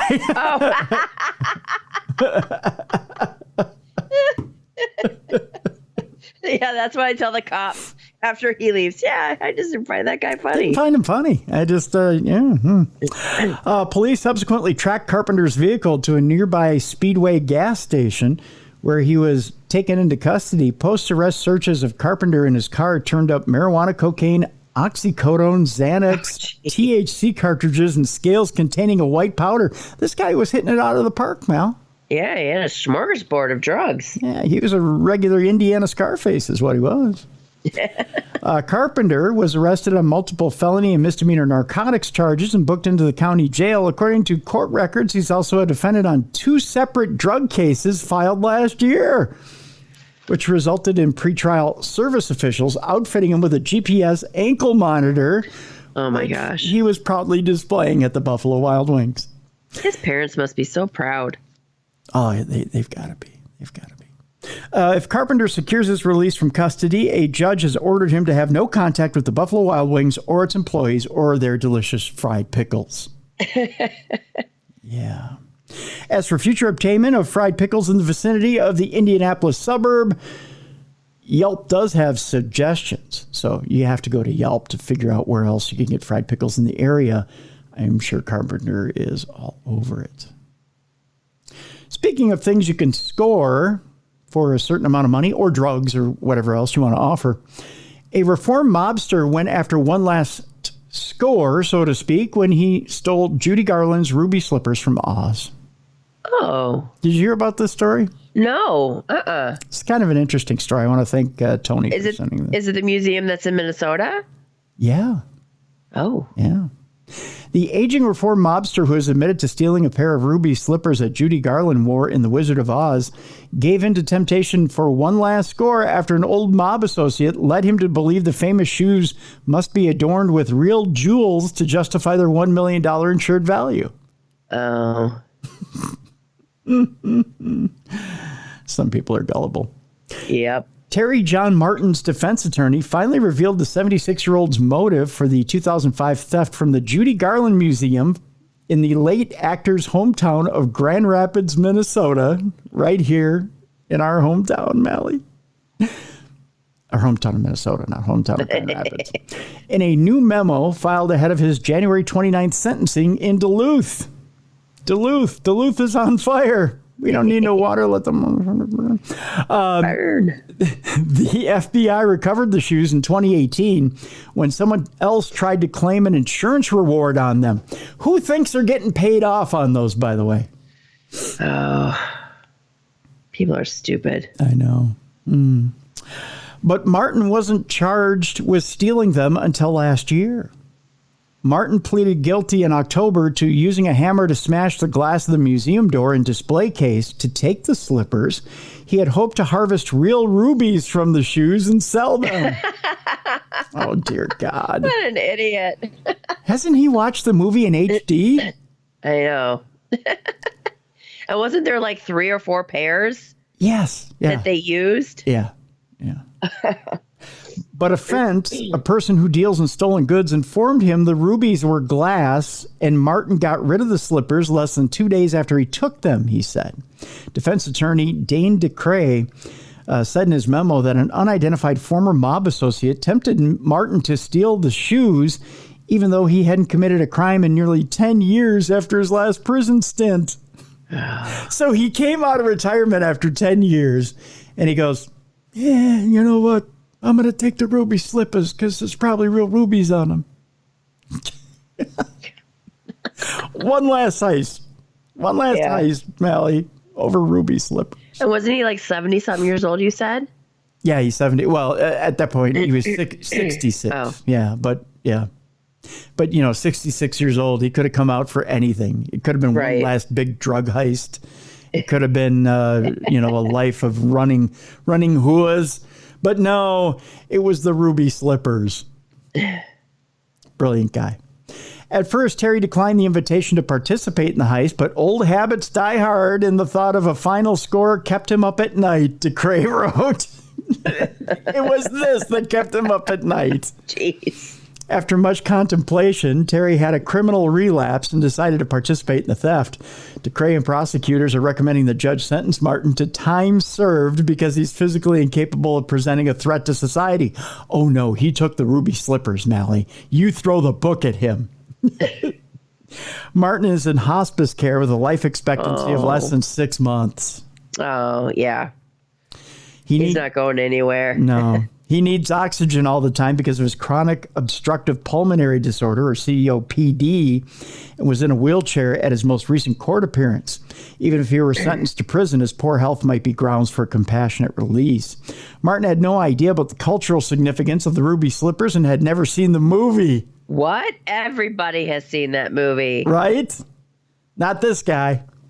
Instead, DeCray said he was just looking for one last big score, and the old Terry, that's in quotes, with a lifelong history of crimes like burglary and receiving stolen property, beat out the new Terry, who seemed to have finally put his demons to rest after being released from prison in 1996 and became a contributing member of society. DeCray urged the judge to consider the major events of Martin's life when deciding whether a lenient sentence is appropriate. Martin suffered under a cruel stepmother who mistreated him and his 3 brothers so badly for several years that he left home at the age of 16 and began drinking and stealing. While on parole from prison, Martin's girlfriend became pregnant with twins, but he missed their birth after his parole was revoked. Right after his girlfriend brought the 1-month-old twins to prison to meet him, they died after a train struck her vehicle. Oh, my gosh. Yeah. This was truly the turning point in Terry's life, his villain origin story, it was quoted as saying, and the reason he not only went down his dark path but accelerated towards it, DeCray wrote. His son said it best, "The twins' death made my dad just give up on life. He decided on a life of crime." Martin's lawyer also said the judge should consider that Martin had not committed any other crimes in nearly a decade before stealing the slippers, nor in the years since then. DeCray said Martin didn't even try to claim a slice of the insurance reward money when some of his other associates tried to collect. Oh.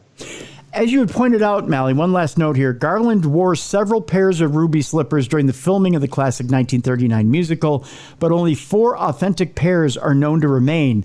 The stolen slippers were insured for $1 million, but federal prosecutors put the current market value at about $3.5 million.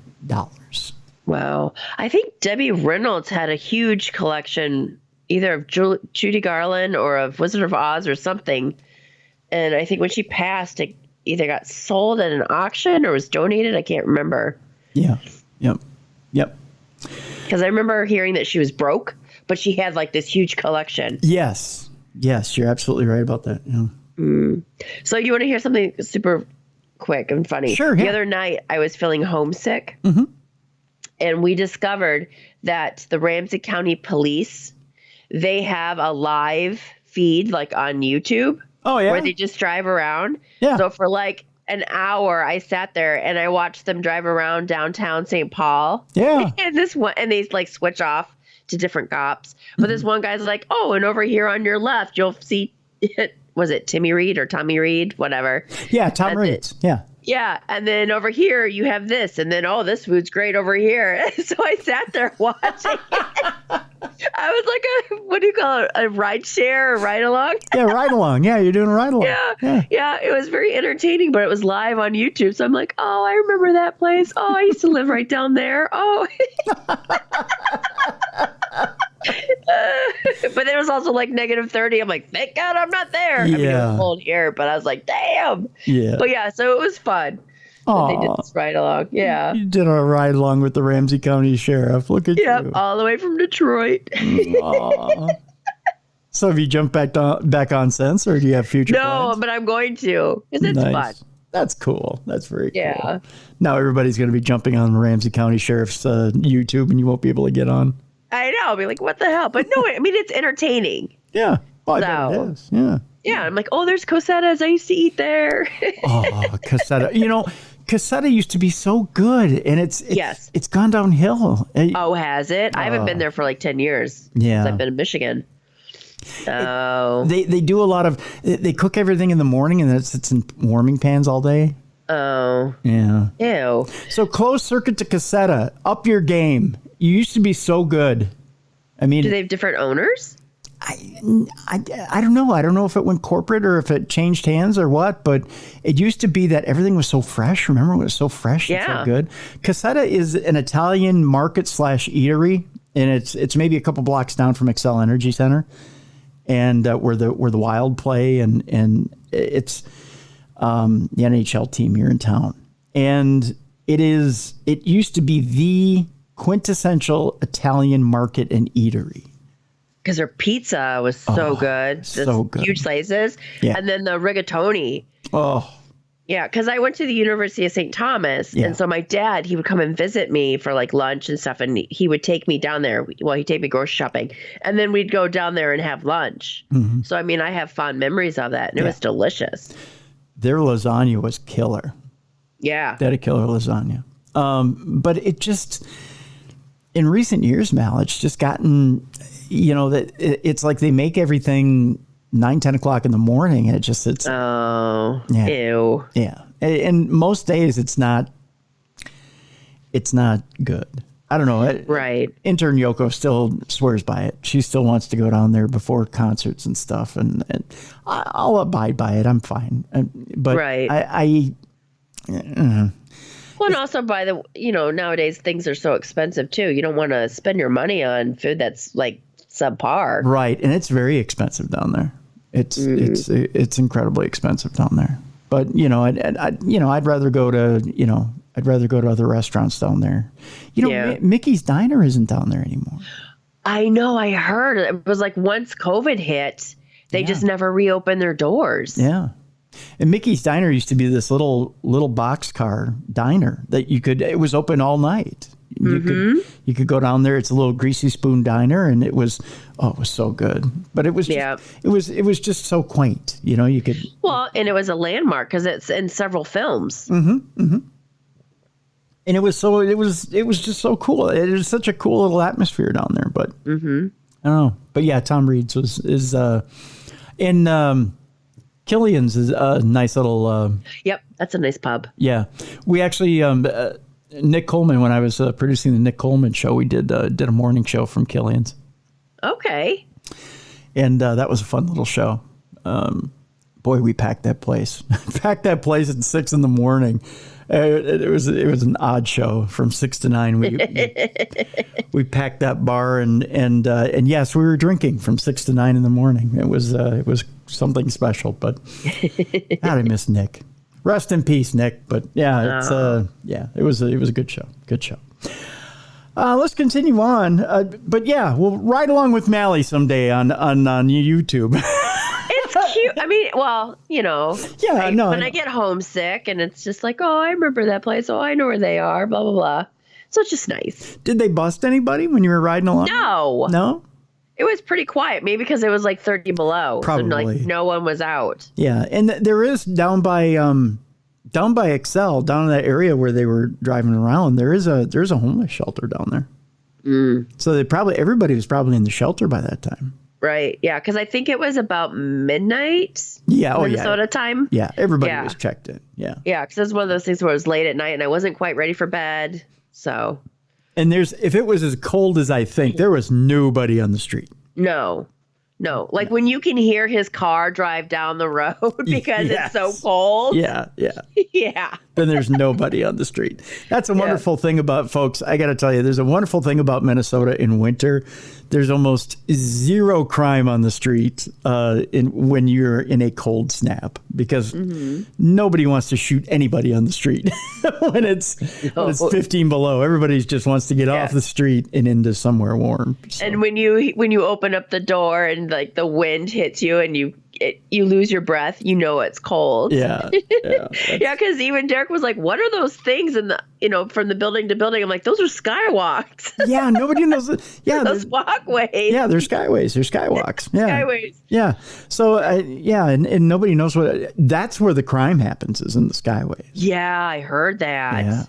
Yeah, and skyway crime is getting worse. So. Oh. Yeah. But the skyways is where you have to watch yourself. Yeah. But when I used to work at the state capitol, they have tunnels everywhere. Yes. So that's because of the cold weather and stuff. That's how you would get to places. I always got lost, but yes. Yeah. I remember walking those. Tunnel systems in St. Paul. There's more tunnel systems in St. Paul than there are in Minneapolis. Yes. Yeah. I agree. Yeah. But yeah, there's more, especially Minneapolis now in the skyways. There's more crime. Yeah. Well, I mean, just Minneapolis has gone downhill. I mean, I remember back in my 30s, 4:00 in the morning, walking downtown with my girlfriends, drunk as a skunk and feeling safe, totally fine. Nowadays, I don't even want to drive down there. No, in the warehouse district, you remember when the warehouse district, you could party it up all night long. Yeah. No, you can't do that. No worries. I would catch a cab by myself down there. No, you couldn't do that. No, couldn't do that. No. It's a sad situation. That's for sure. It's time now for it's a good lead into the not safe for work stuff, our not safe for work edition of Dumb Crime, Stupid Criminals. We have 3 stories today. And of course, for some reason, 2 of them are naked stories. I don't know why. But people are getting naked. It's the middle of January. I don't know why people are getting naked, but they are. So we tell you about them. We got to give you a little bit of time, though, to get the kids away from the listening device or your boss from the listening device if you're listening at the job. So here we go. 5, 4, 3, 2, 1. Here we go. A man was arrested for disrobing and brandishing a knife at a Simi Valley gym. To be exact, it's the one that's got a popular rapper. Okay. Their spokesperson. The one that calls itself Princess Fitness. We'll just put it that way. Have you seen those commercials? Oh, gotcha. Yeah. Okay. A man was arrested for allegedly disrobing and threatening customers with a knife at a Simi Valley gym on Saturday night. The suspect was identified as 31-year-old Jovan Rojo by the Simi Valley Police Department. Officers responded to a Planet Fitness located on the 2800 block of East Cochran Street at around 5 p.m. Rojo entered the gym's locker room and shower area, took off his clothing, and remained armed with a knife. I never get into the mindset of I'm going to strip completely naked, but keep the knife. Right, exactly. Yeah, I don't know. At one point, he allegedly brandished the knife at a bystander who ran out of the locker room and called police. Arriving officers found Rojo inside the shower area while still armed with a knife. Taking on all comers there, Melly. Oh, could you imagine the cops? They're like, put the knife down, but they're also like, put that thing away. Yes. The other thing. Yeah, not the shampoo, not the conditioner, not the bar of soap. Yeah, the knife. Yeah. You've got choices here. After a moment, authorities were able to take the suspect into custody. It's unclear why he was at the gym or what motive he may have had for bringing a knife. Yeah, you're there to work out, right? Right? No Planet Fitness employees or officers were injured during the incident. During his arrest, police discovered Rojo was also a suspect in an unrelated battery case. He was booked at the Ventura County Main Jail on charges of battery and brandishing a deadly weapon or firearm. Here's my thought, Mally. I've seen the Planet Fitness commercials. I've seen Princess Fitness saying that they're slashing prices. That's my only guess. Literally, yes. Yeah, I'm thinking he was there to slash prices as well. That's all I can come up with. That's all I got.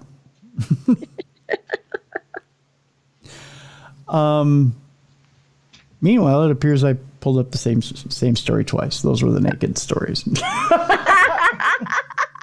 It was so nice. I wanted the naked man twice. So exactly. That's what she said. And I guess our last story for today is this. And we go to Florida for it. My grandpa had a saying, and it was, "You're in trouble now, pee-pee." Okay. I don't know why he ever said that. I think he just thought it was funny and cute. But according to this headline, my grandfather evidently made an impression on the people at the Smoking Gun, because it says, "You're in big trouble now, Florida woman." When I read the headline, I went, "Grandpa?" I looked up at the That's sky. your sign. Yeah. It says, facing drug test, a suspect tried to pass off dog waste. Oh, God. Gross. Now,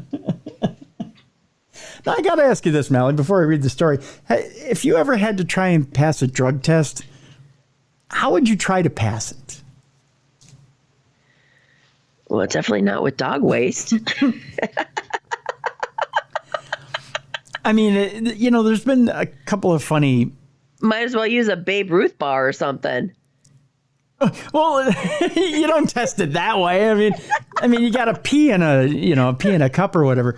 But, there've been a couple of funny sitcom deals where, like on The Office, Steve Carell says, "Oh, I need your urine," and then he has somebody pee in a cup, and it turns out that he's pregnant or whatever.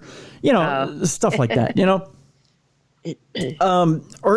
that wasn't him. It was. I know people are going to say, "No, that wasn't the episode, Tim." It was Dwight who peed in the cup for him, and then Dwight had to surrender his honorary police officer job because he did the wrong thing. I know I got my storylines mixed up, but sitcoms tend to use the drug test thing as a trope. Yeah. I always get nervous when you have to take a drug test, even though I don't do drugs. I always get nervous like they're going to find something. See, you know what I mean? At the pain clinic that I go to, they test me once every 60 days. Okay. Because, they test you. And here's the thing. They test you for the drugs you're taking, and you shouldn't have any other drugs in your system other than the drugs you're taking. Okay. So it's kind of a catch-22 because, if you test for drugs that you shouldn't be taking, well, then you're in violation of your drug contract, and they can pull your drug Gotcha. Contract. So, so you have to be, you have to be taking your prescribed pain medication and nothing else. Mm. Now, talk about walking a thin line. Yeah. You have a lot to lose if they detect something that's not supposed to be there. Right. So, you have to, and the thing with that is that, those drugs don't leave your system very quickly. And people tend to think, "Oh yeah, I could smoke a joint and cover it up, or I could do this, or I could do whatever and cover it up." It doesn't work that way, folks. It doesn't leave your system that quickly. So, anywho, let's get to our story. In a monumentally moronic scheme, a woman admitted that she plotted to submit dog urine she had collected in an attempt to cheat a court-ordered drug screening. According to investigators, 42-year-old Jessica Beatty, this is what she looks like here, Mally. This is Jessica Beatty. Oh, yep. She looks like she'd be swapping urine. Does she look like she did the red rocket to the dog? Yeah, I don't know what, but she's, yeah. Which, by the way, that's, have you, I'm going to go on a totally different tangent. Have you seen the new Ted prequel on Peacock? No, I have not. You got to watch it, Mally. Really? I never watched the other ones. You never saw the Ted movies? With the teddy bear? Oh my God, they're so funny. Are they? Yeah. I didn't have any desire to. Maybe I'll check it out since you recommended it. Oh, you have to.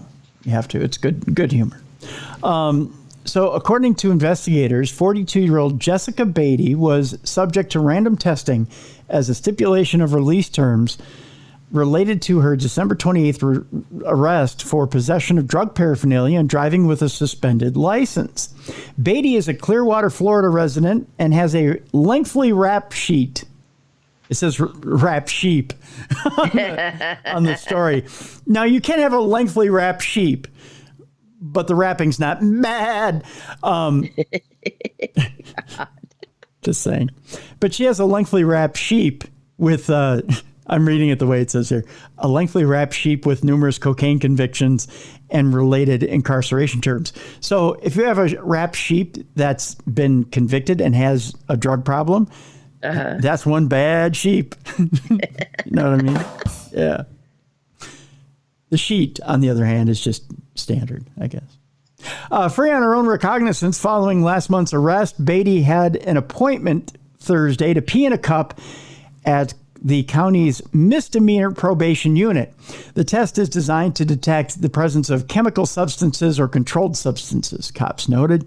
Beatty apparently was concerned that her urine would turn up dirty, with such a finding likely to result in a bond revocation and her immediate jailing.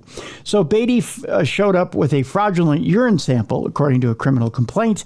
A defendant's provision of urine is is visually monitored by a probation officer, making it difficult to hoodwink investigators. When confronted about the phony sample, Beatty reportedly admitted that she collected urine from her aunt's dog.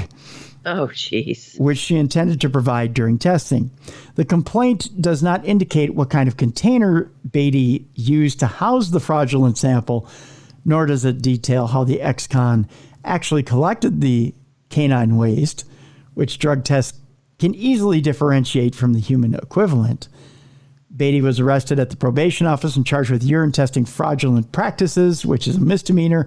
In light of the January 11th caller, a judge revoked the prior order freeing Beatty in the drug driving case.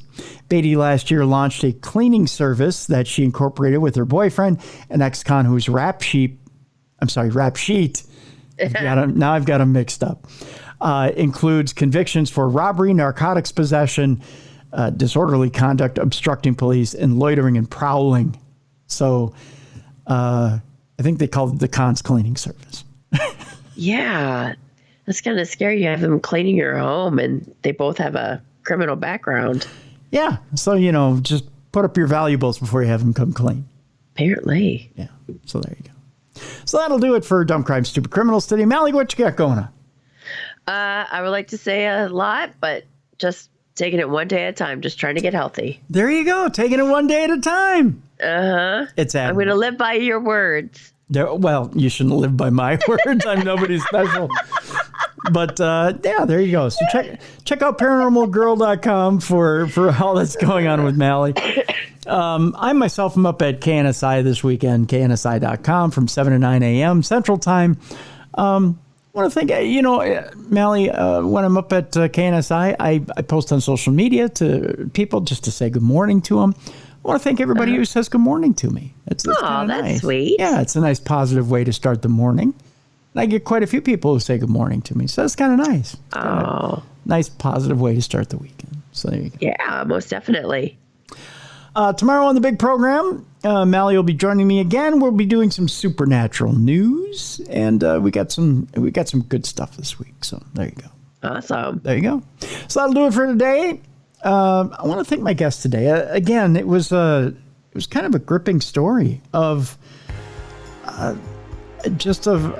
being wrongfully convicted, and yeah, it does happen in our system, and it happened right here in Minneapolis. So, again, these things happen in our society, folks, and we're not picking on the police. We're not picking on Hennepin County. We're not picking on Amy Klobuchar or anybody like that. But it was one of those stories that we felt we needed to cover. So, and we did, and we want to help Marvin get back on his feet, and after 20 years away of being wrongfully convicted, Marvin Haynes is back in society and trying to make good. So I want to thank Marvin Haynes for being on the program today. And again, we have links in the description of this program to help him get back on his feet. And if you feel like contributing, please contribute to a man who's been wrongly convicted. So we want to thank Marvin for being on today. And we want to thank you as well for being part of this program. Thanks so much for continuing to listen to True Crime Tuesday, and we'll see you tomorrow right here on Darkness Radio.